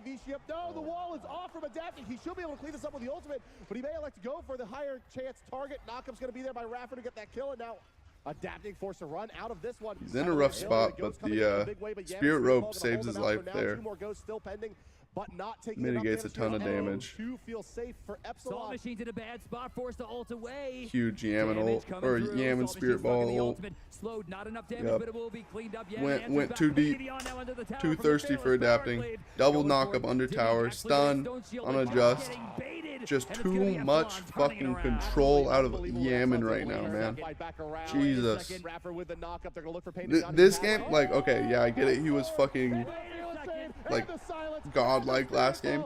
Yaman didn't win last game. It was more Thor and Raffer having infinite pressure, and Yaman just hitting last hits. You know, like he played well. But this game, this fight specifically, all Yaman, bro, all Yaman. Still pending. Like his positioning's perfect. Doesn't drop below 3/4 HP. Hits the stun on Salt Machine there. Big way, but Yaman Spirit Ball going to hold them out for now. 2 more ghosts still pending, but not taking enough. Does damage off of the Fearless. Doesn't even miss an auto attack, I don't think. Stun, ult. Salt Machine stuck in the ultimate. Slowed, not enough damage, but it will be cleaned up. Yaman answers back. Painted on now under the tower from the Fearless Power Cleave. Going for it. Dimmy. Yeah, I just shouldn't have gone back in there. That was terrible. And it's going to be Epsilon turning it around. I think it just got baited by the double Bacchus knockup. If a Just gets out here, it's a lot better. Obviously, they don't die 3 for 1. Dimmy actually going to get Stone Shield. Just getting baited, and it's going to be Epsilon turning it around. Absolutely unbelievable that Epsilon's able to turn that fight back around. Wait a second. Nope, looks like they might be able to get a kill here. Oh, the blink forward, and the Fearless Chain, and the silence, and the Spirit Wow. Ball. Ladies and gentlemen, Epsilon 4 people Yaman dead. is absolutely unstoppable. let's go back to the graphs here. Wow. Epsilon's drinking the lead. It was Dimmy's tier 3,200, is so good. and obviously I completely Blaze forgot down how to good 15, Dimmy's Experience tier down to is. 12. We got ourselves a game here, boys. Yeah, and it actually looks like Epsilon. And now they're just even. They know they have this cure with ice. Oh boy! And look, the Warriors' Bane has been started. They up walked by across Adaptive. He 2 can do a wards, so reasonable amount of Epsilon damage should to know this they're Fire here. Giant as his team moves in. Chaos Is going to be in Or position as enemy they should know reach they're up here. in just a few moments. Chaos, I mean, we saw him make the biggest play of the tournament so far on his Zhongkui earlier on in the placement rounds. Chaos, I mean, the one thing that Zhongkui does not have here is a lot of burst damage to really make this much, out. Yeah, I think Chaos is 2 or 3 is going to be the only threat for a steal here. The Fire Giant now under 2,000 HP. There's 3. And no, it's too late. There's just no way they can disrupt this. They're going to try to get some return damage out of it, but the wall from adapting is going to make the path just too long, and away will go the Thor to the Anvil of Dawn. Great play. We got an Urchin on Chaos now. Running around this Fire Giant, they stopped their DPS. We got Urchin, Ethereal. Was up any second now. They We waited. got a for the lot of ultimate, fucking put the Ice Assault down and tankiness coming out of that was just beautiful. Chaos. And I really like the Thor ult at the end too. Just hey, I'm not gonna mess with this. I'm not gonna try to make a play here. Dimmy teleports back in. Enemy hot off that one. They're trying to get away. Salt Machine, it looks like should be safe here. Raffer trying to go real deep. Just over on the left, keeping the flank covered, and it seems like they'll get away, but the fight's going to come to them one way or another. And there's a lot up. There's a Grouped lot as 5 with Fire Giant. This should be a pretty free siege. Of the European boys in blue as they try to take down Albeit they don't have very many ultimates. Enemy does have the ult advantage here, so technically this fight is winnable from enemy. I rooted backwards. Good job. I poked him. Puck is poked. I got Bellona and circuit behind us. We'll be fine. Watch out, boys. Watch out, boys. Good poke onto Bologna here. I'm ulting in. I'm shield innocent. Shield for the main one. That's fine. Tower. Tower. Way too deep. I'm dead. Good job. Careful. Got a root. Okay. Yep, but just doing his job of ulting Thor when he lands. That's a very good defense out of enemy, actually. Because if you think about it, like they only got a tier 1, with Fire Giant. I have to back. Okay. So enemy did a really good job of utilizing their ultimates, their ult advantage. This is kind of a greedy fight out of Epsilon. That's fine. So it looks like what sparks this engagement is Salt Machine's HP being so low. They're looking to dive and get the kill onto him. Forces the Bologna ult. Tier pushes him. Misses. Tier doesn't do any damage to Salt Machine there, actually. Tower. Way too deep. I'm dead. Good job. Careful. Got a root. Okay. Get out. I don't understand how we didn't fucking die. Yeah, he should have. Damn. So deep, I didn't realize how. If I beat. We're gonna go. Yeah. I have to back. Okay. Just let him have it then. I'm staying around. We shouldn't. I feel like. I don't think we should give it him. I'm here. Poke him. They're on it. They're really poked. They're trying to off HP. I still have beats, huh? Just careful. I'm trying to figure out who's talking. I know adapting. I know Emily too. I'm gonna feel this. Circuit beats down. You got a dash. Yeah. I'm on field. I got her. Get the goal. So that's Dimmy. The I got her. Okay. Very huge. Dimmy's playing really well.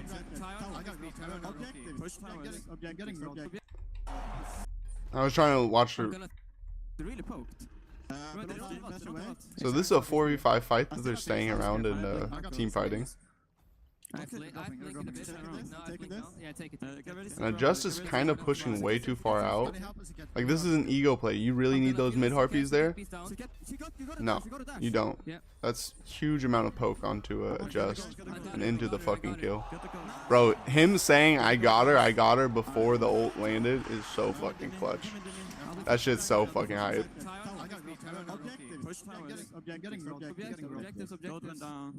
I got rolled down. Can someone be red? Yeah.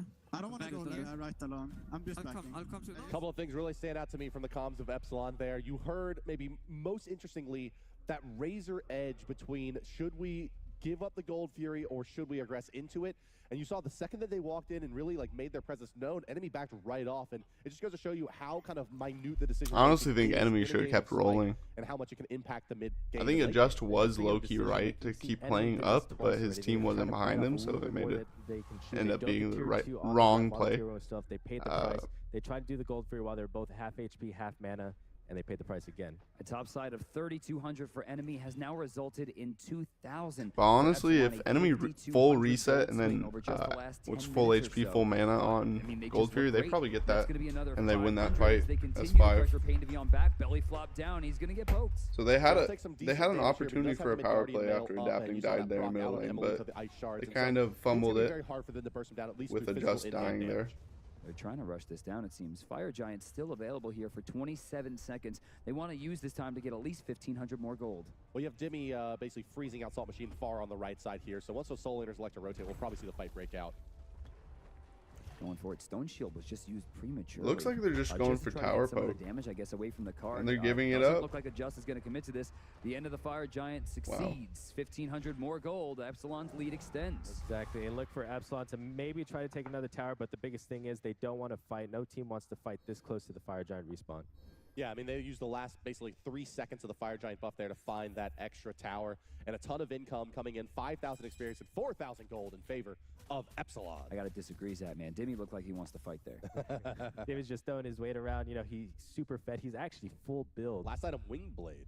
Wow, yeah, he's completely full build. I mean, at this point, he could probably look to sell one of his cheaper items, but I mean, I guess his cheapest item is Wingblade. He just doesn't want to get slowed down by Chaos, by the Zhong Kui. And he wants to get into the back line and just wreak as much havoc as he can. I mean, the only item he could really sell at this point, maybe the Rune Forge and pick up something more like a bulwark if he's worried, or mail. Yeah, if he's worried about burst damage coming out. But yeah, besides that, he's pretty much in a great spot. No, he's pretty close to max. Oh no, yeah, Wingblade and Respite of Valor. So that's right. There's not really room for another CDR item. You could see that Rune Forge sold for perhaps a bulwark if he just doesn't want to ever risk getting bursted down. Through their own Sentry Ward, that means it's not covered. Adjust going to be forced to beads. He's used all of his movement, adapting. No, a little bit too soon, but he knew he had to take it from the max distance because Adjust does have that. Actually, the speed buff just wore off. But the biggest thing there is getting the beads of Sir Ketch. You can't go. Yeah, what the fuck is DM talking about? Thank you, Zap. The biggest thing there is getting beads off of Adjust. It's not even getting the kill. Own Sentry Ward, that means it's not covered. Like, it doesn't even matter. He's used all of his movement, adapting. No, a little bit too soon. And he was still CC immune. Because Adjust does have that. Actually, the speed buff just wore off. But the biggest thing there is getting the beads of Sir Ketch. You can't go in now and ultimate the back line because she can't get out. One CC and she's dead. Ballona's going to pour it in. Raffer, Stone Shields himself here. And it does look like Epsilon wants to fight rather than farm the Fire Giant. Yeah, they love poking Raffer. Just in trouble. He does not have beads. He's going to be forced away. He's out of the fight completely. Sir Kent will offer next to multiple nothing fights in this now have started Raffer just off of Belch on Raffer. We actually have adapting coming in too.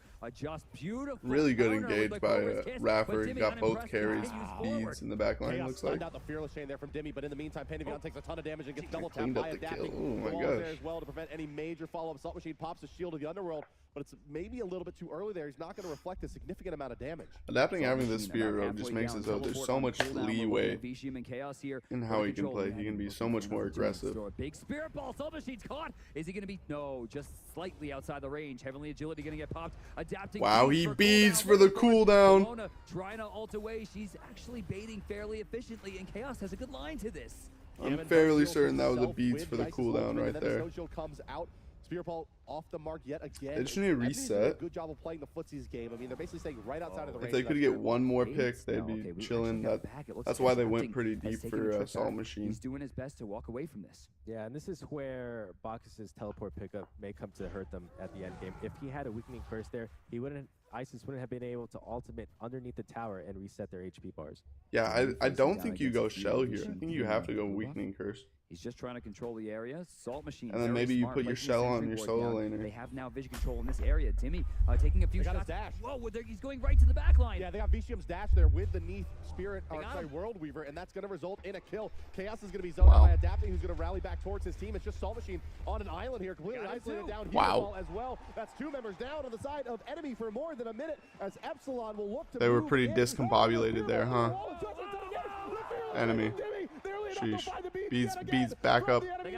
Barely saves Adjust. Another Spirit Ball. Orem Yoder just Really good taunt saving Adjust life there, but let's go back and watch both of these picks. I didn't even see Vishum die. Trying to control the area. Salt Machine, very smart, placing a sentry ward down. Vishum's just to the right of the screen. He got knee ulted into a Demi ult. He's going right to the back line. Fearless and Demi absolutely does 75% of his HP off the knee ult. And then Salt Machine got baited trying to help his ADC. And now there's two 60-second death timers. This looks like it's going to be a Fire Giant into Siege. Maybe enemy has a couple more opportunities to win a team fight and bring this game back into the brink of possibility. But it's looking pretty rough. Pain Divion could get this steal. That would be the biggest thing enemy could do to mitigate them losing. They get the beads, and then they go on the people that don't have beads. Yeah, but you aren't out securing ISIS. A level 20 ISIS full build, practically. The first Fire Giant of the game. Yeah, really great play by Raffer there. You know, normally when the enemy team knows that Fire Giant's being aggressed on, they will rush down the gold free. But Raffer, he had that in check. He went to the gold free, made sure enemy wasn't doing it. Yeah, that 3,000 gold, 4,000 gold, and experience advantage enemy had just felt so tenuous there in the mid game. I mean, they hadn't really taken a significant advantage or objective really off of it.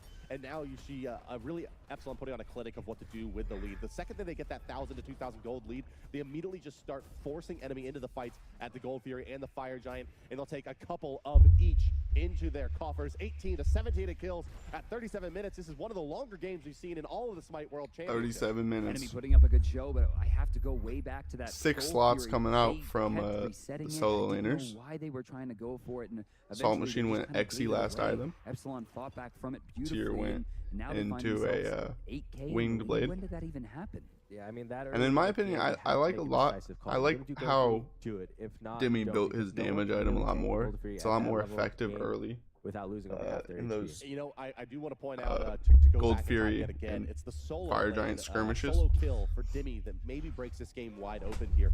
And maybe not so much in terms of the farm that he gets out of it, but remember, but Demi then is coming again, into this tournament Bologna basically went playing, double hammer. I don't think either build is actually bad. That extra confidence boost and really kind of maybe feeling himself now that he solos down what is ostensibly the best solo laner in North America, and it's really turned into an 8, 2, and 6. Hey, they're in Worlds. I guess so. Yeah, but he got soloed. Demi's looking too strong, and like you said, he's playing ill. Double he's playing out stun. of his mind right now. Jeez, Raffer that in stun the was back so line trying to quick. control. Salt Machine over committing super hard here. If he doesn't come up big, he's gonna come down. He's real zoning them quick. off his backline. Double flop. As will the Intoxicate, but the backside. That's a very good poke onto the backline there. Chaos is too deep here, I think. If If Chaos went up with Salt Machine there, I think that fight goes a lot better. Sheesh. Wave after wave, they finally got yamming. Trading technically is going to be beneficial for enemy here because they have Fire Giant. A Spirit Arrow, beautiful root, gonna force the beads away from Bedium. We got a teleport coming right back in. Salt Machine into the fight. He gets away barely, did not get his full health, needed another second. Yeah, still not a lot of damage coming to this tower. Adapting over to the left side. He's going to move up as the Thor. Vishum in a lot of trouble here. He's got to be the target. Yes, huge. And there's a CC chain. Down will go. Huge, and that's going to allow them to roll the rest of this fight. So now they don't have any other damage characters. Salt Machine has to make a play if they're going to look to defend. Another 1,500 gold going down as no one on enemy. Like I just said, it's a pretty untenable fight there. I mean, Epsilon, everyone. They're probably going to have to give up this as they have a wave incoming. And they have 4 people versus 3. I think it just comes numbers down game to at this they point. have the better late game as a team. Yeah, indeed. Yeah, I mean they've outplayed enemy here now past about the 25-minute mark. Yeah, I mean what it comes down to is the Gep pick. The Gep is by far probably the best late game Guardian in the game, especially compared to Bacchus. Raffer's Gep is so good. He was one of the most winning gods in SMITE history or something.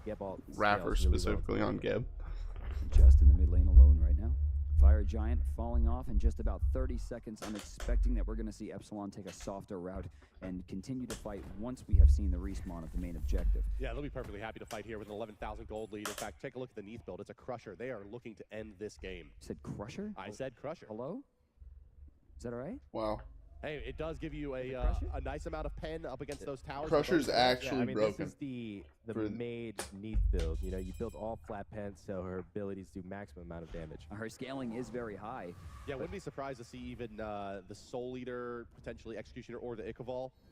Probably the Ichabod get replaced by Transcendence later on in this build. Whoa, no, you replace it with it does give him penetration, Titan's right? Bane. The Ichabod? Yeah. Yeah, but the Transcendence gives you so much flat power with the mana pool of a level 20 Neath that it may be worth it just if you're looking for those spirit arrows to really, really hit hard. World Weaver gets used I think you're looking for Titan's Bane instead of Itchfall. He's going to be in a lot of trouble. Ain't gonna lie, Bart. Beautiful there. Salt Machine. Going a stacking item at 40 minutes isn't the way, but also trans is, at this point, the stacks don't really matter that much. Yeah, I mean, another miss there by adapting, but the Cataclysm is still going to be used. They're going to dump basically everything there. Wow. Salt Machine out of position, 69-second cooldown. Now they're kind of forced to fight here into a bad spot. That Ice was coming up big as well for the damage out on the Pandivion. He's going to Pandivion trying to get a jump over the wall. Emilito's just about to die and then gets Scab Shield, and they don't get anything for 3 of their lives wasted, thrown down the fucking gutter. They're going to reset Free Fire Giant. You know what the fuck going on.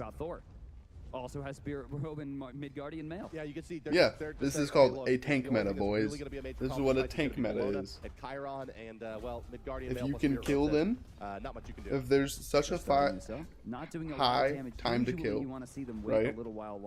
Why build so that you have a faster time to kill instead of building to reduce the time to kill on yourself? And that's what you're seeing out of Adjust. That's why you're seeing Adjust go 0-4 in the last 5 minutes or so. Because Adjust was hard carrying this game. I think it was 4-1 at one point. Yeah, I mean, I can't believe they got 3 Fire Giants so far, but Enemy's doing a good job of defending their base here. They had to give up that Fire Giant. What they're hoping for right now is Epsilon, you know, overcommitting, overdiving, feel a little bit overconfident, maybe dive the Titan. That's the only way they could probably win a team fight. For the second game in a row here, you know, adapting Thor in this tournament has looking for the solo lane mid siege looking like. That's really been the problem. And if Enemy can't find a way to force Epsilon to change up their strategy through it, I mean, they basically have to win the next game, right? This one looks very, very dire for them. Yeah, this is the same spot as Titan were in game 1 you get beat, game last 2 year. You get a little better. And then game 3, it really comes down to, did you improve enough over Demi game 2?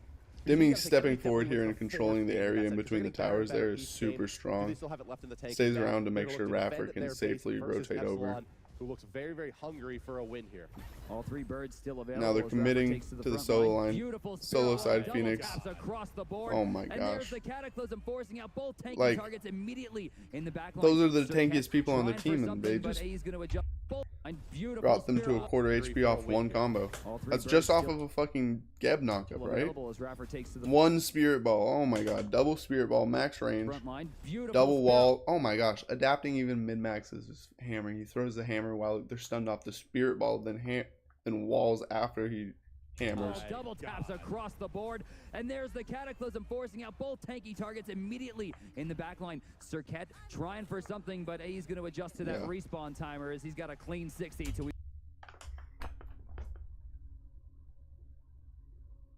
Fucking stop it. He's gonna adjust to that respawn timer. Fucking shut the fuck up. God damn it. No, he isn't. The game's over. He's then adjusting to shit. Before they try for the Titan. No towers remaining. The Titan is going to be under about 8,000 HP when they do elect to go in. It's going to go right across the board.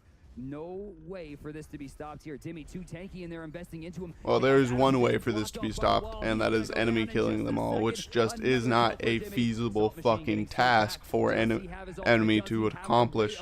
Adapting is almost dead. He gets saved by a Geb shield. 1 HP, he's going to be able to reset. They all still have Fire Giant. They're going to be healing the HP over time. Picked Salt Machine for an attempted kill on Adapting. Now it's fucking game, and there's not much you can fucking do. Adapting, staying around at low HP. He didn't go back to base to reset because he said, "This is my base now. I'm going to kill your Titan. There's no more need for us to fucking heal." They're trying for it. He's low, but he's actually gonna. No, he's dead. They got yeah, just trading there's worth. How is Payne supposed to defend this? Yeah. Forcing a match point and a championship point versus wow. Enemy Esports. Wow. Almost 1 year ago exactly, this is where They're really fucking good.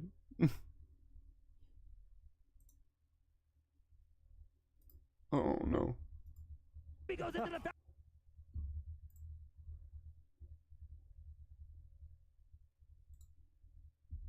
So I do expect to see Circuit pretty highly picked up here, and we might. Enemy has taken order side every single game. Every single game that they have optioned to take order, they've switched it up. This could be a new strategy we haven't seen from them. Again with the Xing10 Freya ban. Xing10 is broken, I'll admit that. I remember being a fucking Xing10 merchant season 2. I mean, if it's time to pull out something that's not consistent but that works really well, this would be the time, because when you're in this do or die situation, let's see what they can pull out. And I'll tell you right now, Athena is not a crazy pick. I think you just have to pick the Circuit. Because Adapting does have an amazing Circuit as well. I actually really like this Neath pick right here. We saw how effective game 1 was.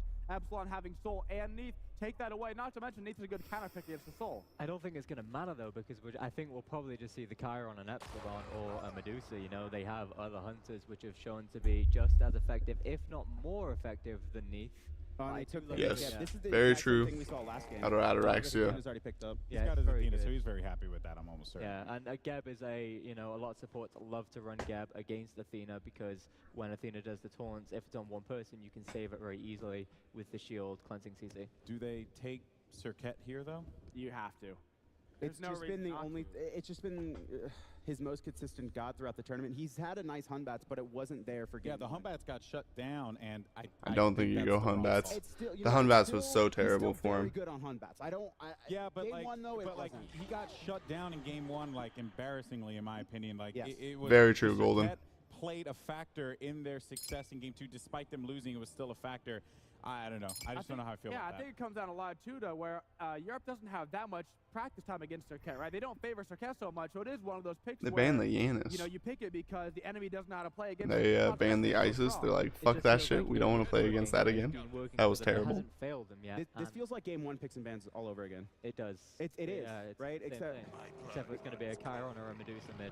This Epsilon esports draft is absolutely brilliant right now. They got what they wanted. Yep, there and we it's go. Gonna be the same thing, but without the Neath. We have a Medusa instead, which I love because I think Yaman's Medusa is probably the best in the world right now, and he runs it in mid as well. So Hunter's, you had mentioned Adonis before. You said yes. Medusa mid. Wait a minute. That shit smacks. No. Honestly, right now against the Geb. Though Geb could get I want destroyed. Agni. I would love to see Agni here. Anubis against he's hovering on it for a long time. I would imagine Agni over Jean. Please, this is his last chance to bring out his Agni at Worlds if they're going to lose this game. Not the Jean. Come on, Agni. Chaos, your Agni was amazing. I want to see your Agni again. I love Jean as much as the next guy, but that was the Agni pick. Ooh. Agni is actually so good here. All right. To the commentary desk for what could be the final time here from the SMITE World Championship 2016.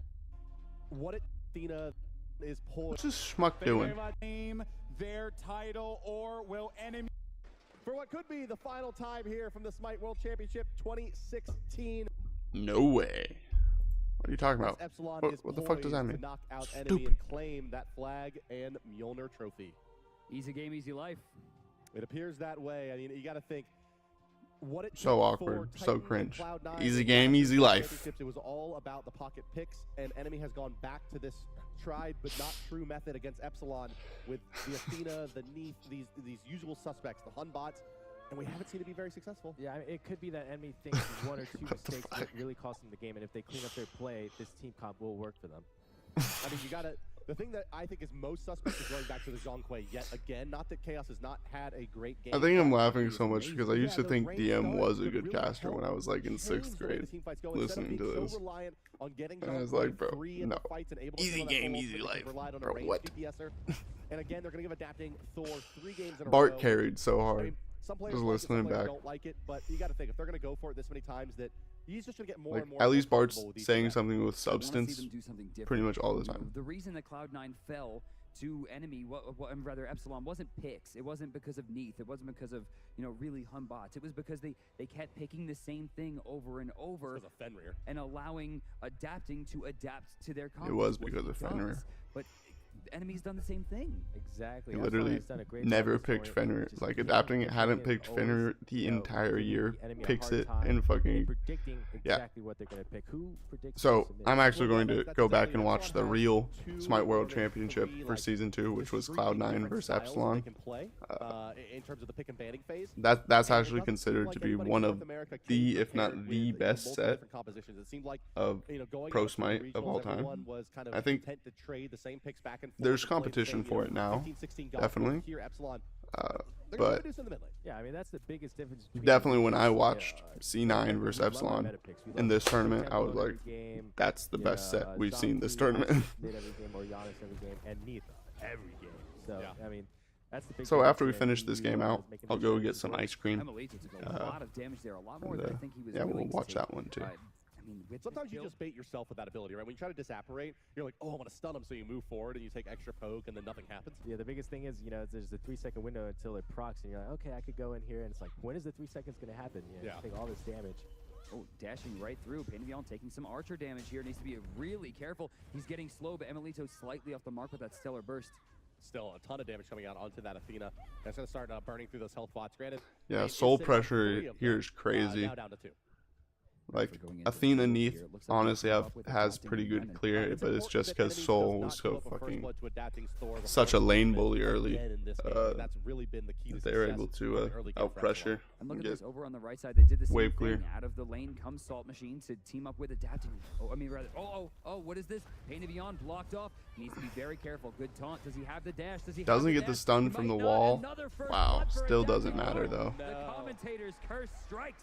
Commentator's curse indeed there. This Be very careful with Adapting. Oh, I mean rather. Oh, what is this? Painavion blocked off. Needs to be very careful. Double Good taunt. taunt Does he almost have saved his dash? life, Does he but have the dash? disapparate Might was not. perfect Another to first blood for immune all of Adapting. the taunt Commentator's curse strikes. and continue DPSing of Emily too. Really good pick. It's the same thing that happened in game 1. I don't know if you guys realized, but Adapting made that same exact sort of gank, and Adjust was nowhere to be found on this. Wow. But still, that's a 2-0 start for Adapting on Thor. And a 450 pot in the garbage. Well, it's better to trade there. Yeah, I mean, that's not Transcendence. That was definitely worth for Chaos. You can see how powerful these walls are against Thank you, Zap. enemy's team comp. Yeah, there's no other option. It's like KS's option there is to die or to not die. You know? You mentioned Brandis' Transcendence Rush from Medusa, so she'll end up actually quite a bit, about 500-600 gold ahead after that trade, even with the kill going to, well, enemy's Chaos mid laner. Dimmy gonna get some mana back from the Lurking in the Water Sobek ultimate, and also, well, explode a 1 wave. He's gonna get some of his mana back, right? Yeah, just a little bit. Back to full, he controls the lane again. Salt Machine without a blue buff, probably gonna be looking to go back pretty soon. Well, you know, he's got plenty of gold in hand to move into the teleport at his leisure, looking to finish off those boots where he's at right now, and just a couple hundred more gold to get him back to lane. Yeah, he's got the boots ready now. He would have exactly enough, but he wants 300 more gold to get that teleport and control the lane. But if he uses Yaman it too early, or in fact, if he uses it sorta too has late, to it's gonna be play, very hard for him to rotate against the Sobek. Yeah, a little passive here as he's going to be delayed in his boots. Yeah, they really want to put pressure on this Neith. Again, Neith is one of the easiest hunters to gank in the game, especially for a Thor. Or they could go for gold. No, not actually. Yeah, nobody's on the map. Not actually, right? Chaos is underneath the tower. Wow, This is solo. real. Got it.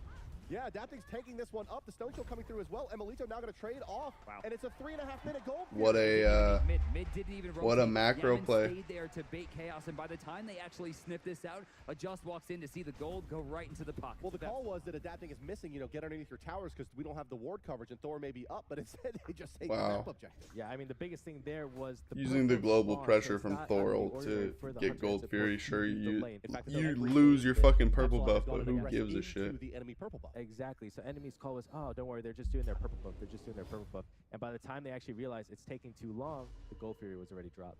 Left side camp's going to be going to enemy. A small win there after losing the Gold Fury. Yaman stuck under the tower at level 6. Small I'm win? sure is not too unhappy with the way things have progressed. The 3,200 gold, that not only gives him his transition. They're only to level 1,000 elite, gold or, ahead. Of course, the boots even. Small One win. big thing that Aurora was saying, you know, in the break between the games, remember Aurora from the cast earlier. No, do we not have enough mana, I don't think, to secure this. Adapting's now here. in. Oh, this is going to be a fight. Adapting's going to go up into the air, and he's going to live for now. He's going to make his way back to the tier 2, but they will concede the blue buff. Will Epsilon, as enemy's going to clear out this right side jungle. But yeah, Aurora was saying basically that enemy, I mean, the key to the success for them this whole tournament, and even into the super regionals, was Geb and Khepri. And instead they've picked and prioritized Athena in every game. That Gold Fury winds up not being too worth. Very out of lanes and how much they've given interesting up point brought up by Bart. You can see the experience difference is 2,200, although not way Should to probably wave in stick to favor what of enemy. got you where The thing is, this you is are the instead of waves switching is it the up. most valuable component of XP and gold. So once Epsilon took the Gold Fury, they all had Yeah, it's been back, Athena first pick every and they game. got a lot of waves, too. and they were able to It's get like that level they've been advantage, wanting and then they pushed Athena. the They've had the Adapting's jungle. option Still 2 for other characters. Epsilon leads smallly. I mean, the gold difference really isn't that big. Honestly, I feel like enemy has the lead here. Yeah, I mean, maybe they have the experience lead. Absolutely, the gold is very even, but Epsilon, I think, is winning the mind games right now with that early Gold Fury. It's still a 3-level advantage across the board for enemy, which could result in something big. I want to see it just take the fight out pretty soon. And the biggest thing is XP is much more valuable than gold in the early stages of the game. Scaling is through. It's about half a fucking level. On your abilities. I mean, there's I'd say a lot Yaman to might be a full level with that. down, Enemy does have and a small Raffer might be a advantage. full I'd like level to see him down. use it. Adjust ult should But be coming up I'd pretty guess soon. Adapting and Dimmy are just around half a level down. Yeah, he's gonna be leveling up that hammer. I guess Dimmy did lose his build, blue buff earlier, I think. Looks like Yeah, he has no blue buff 5 around his stacks now on hips, the so. transcendent, so that's a pretty big power spike. Another 1,250 gold he'll need to be able to get into the boots for a second one. Besides that, boots done across the board. Yeah, and enemy already brought the game back to even in gold. They pushed their advantage in XP. Yeah, right. They invaded the 2 buffs. They got mid harpies, and then they got their buffs. Game's even. Gold did not work out at all. It was Epsilon a around but, I mean, 100 at the end of the XP day, it's all down about the farm. That on each of their experience difference is characters. paramount.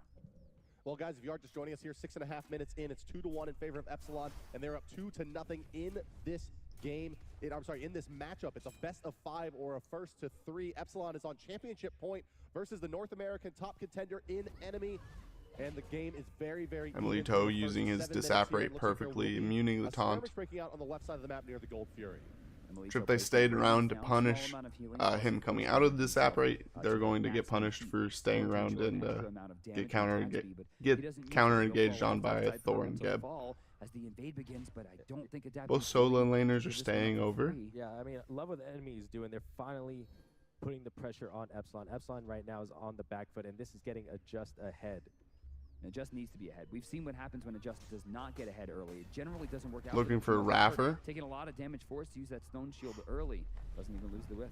So hard to fight this dual lane out of the Epsilon team. Nice backflip coming out from Vicium there. Shades of what we saw from him in the past.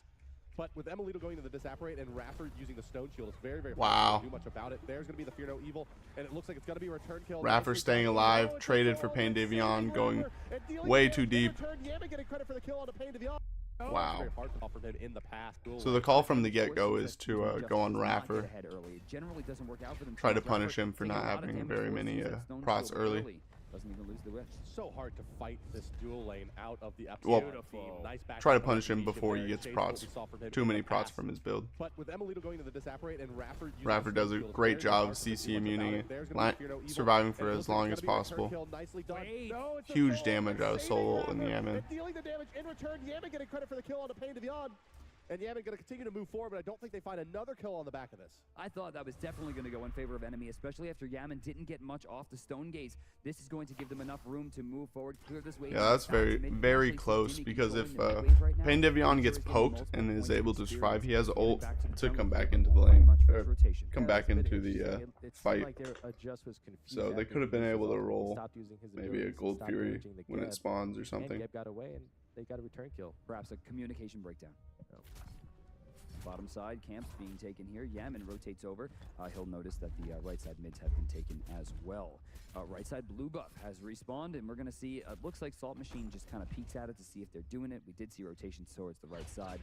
He'll notice that it's free for now. Can try to control Dimmy. Yeah, a ton of that experience gap is actually between the Hun bots and the Thor. You'll notice the Thor is ahead in farm with the 2-0-1 KDA, but is behind in experience to the Hun bots. Yeah, I love the rotation. Very by interesting. Here. They knew the blue buff was coming up and they wanted to guarantee it. Yeah, they lost both of their buffs in the last rotation, remember. Just is pretty deep here. A little surprised that he's actually going to play that risky just to get a little extra chip onto the Sobek.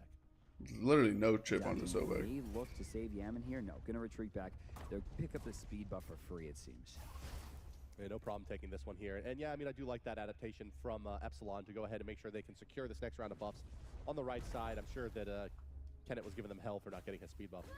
Melito taking the red. This is going to go to him. We know that him and Yaman like to make sure they're getting, you know, the normal buffs, but swap that way. This is a dangerous pull. I guess they're saying our ults are more powerful than yours, so we're fine with a fight with everyone having ult. Wow, 2 people stunned with Medusa. Wow, while they're dealing with a Medusa, they got fucking Thor ulting on their solo laner. That was pretty deep for adapting. Ryan Ford could, however, Emilito forcing a just away immediately. There's no way he can go back in adapting. Ryan Ford could be in some trouble here. Needs another crit. What in the world? If adapting had beads, he actually probably gets out alive.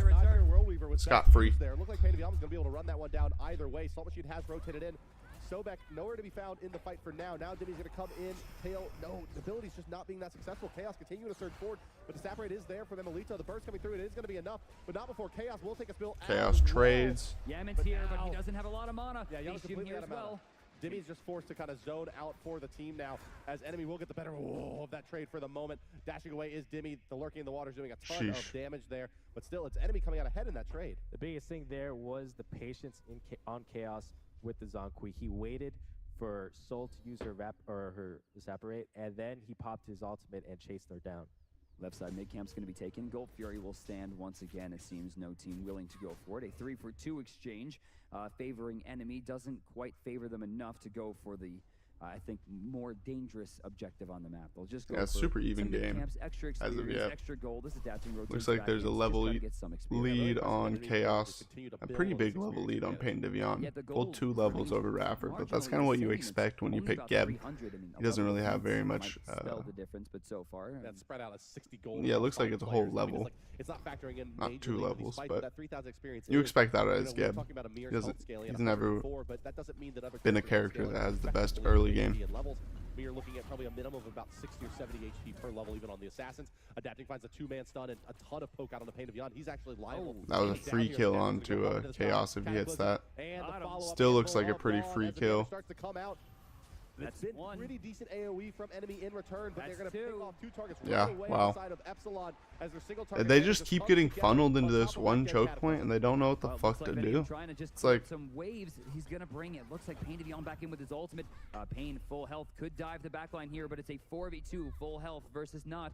Yeah, they just drop and look for the fight here, and it should be free. Damage, but not enough to forces them back. Yeah, but it's bought some time. Unfortunately, they can't do Gold Fury with that health pool. Looks like, especially with the threat of Salt Machine teleporting or coming over. Starting to aggress into the Lady in Gold. This is visible. They know this is happening. Yeah, maybe they want to try to bait Enemy into thinking they don't, but no, now I'm a little... Yeah, they just don't need to contest right away. It's only Vedium and Pain Devion on it.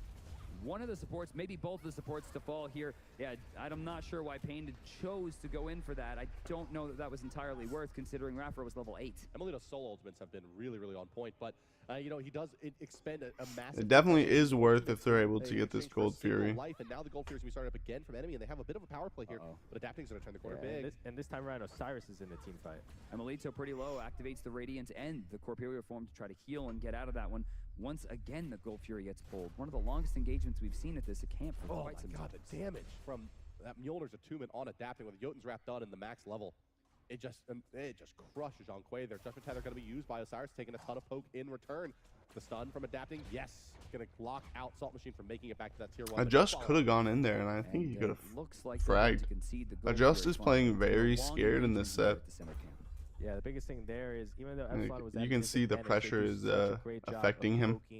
with Thor. Like right there, that he hit the bounce perfectly. He had ult. Assault Machine was there with ult to jump over the wall and help follow up. Like, why aren't you teleporting in here? It looks like Gonna block out. Like you're onto Thor. Thor does have beads, so you could get beads off him. Get back to that tier 1, but no. I guess Assault Machine is a lot lower than I had it looks like they're going to concede the goal expected. Finally, it's been a long engagement here at the center camp. Yeah, the biggest thing there is even though Epsilon was at a disadvantage. But I mean, look at Assault Machine's HP. It's healing up. With Thor that forces enemy off the Gold Fury. And Athena had ult. I'm pretty sure you go in there still. Possible. Wants to make sure he's not missing in this experience. He's level 14 and behind right now. He's also out of mana. Yeah, Assault Machine's come up pretty big here in this game so far as Osiris in terms of his farm.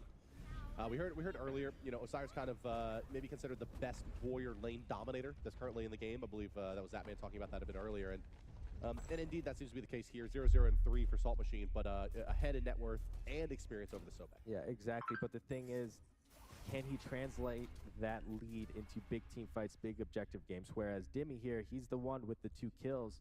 Osiris really hasn't made his presence felt. Yeah, I mean, once upon a time, you used to see, you know, chin size or an executioner come out on Osiris to really transition into that damage build. But I mean, these days you're lucky to see an Iqbal in the 6th slot. So I mean, Osiris as a damage dealer is not going to be too threatening until much later in this game. Adapting on the bottom side, clearing up red.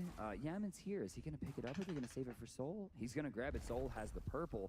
She rotates down, 4-man split on the backhand. Yeah, it looks like they have. Man, solo laners usually get so much farm. He's level fucking 16 at 14 minutes. 003. It's not like he's even fucking super fed. They're definitely waiting for Soul to get the polynom. Wow, in the world. It's just hey, that puppy. acid spray plus Mjolnir's How are you? Poke damage. And this is why How we are need to you? reduce him for that extra burst damage on her abilities.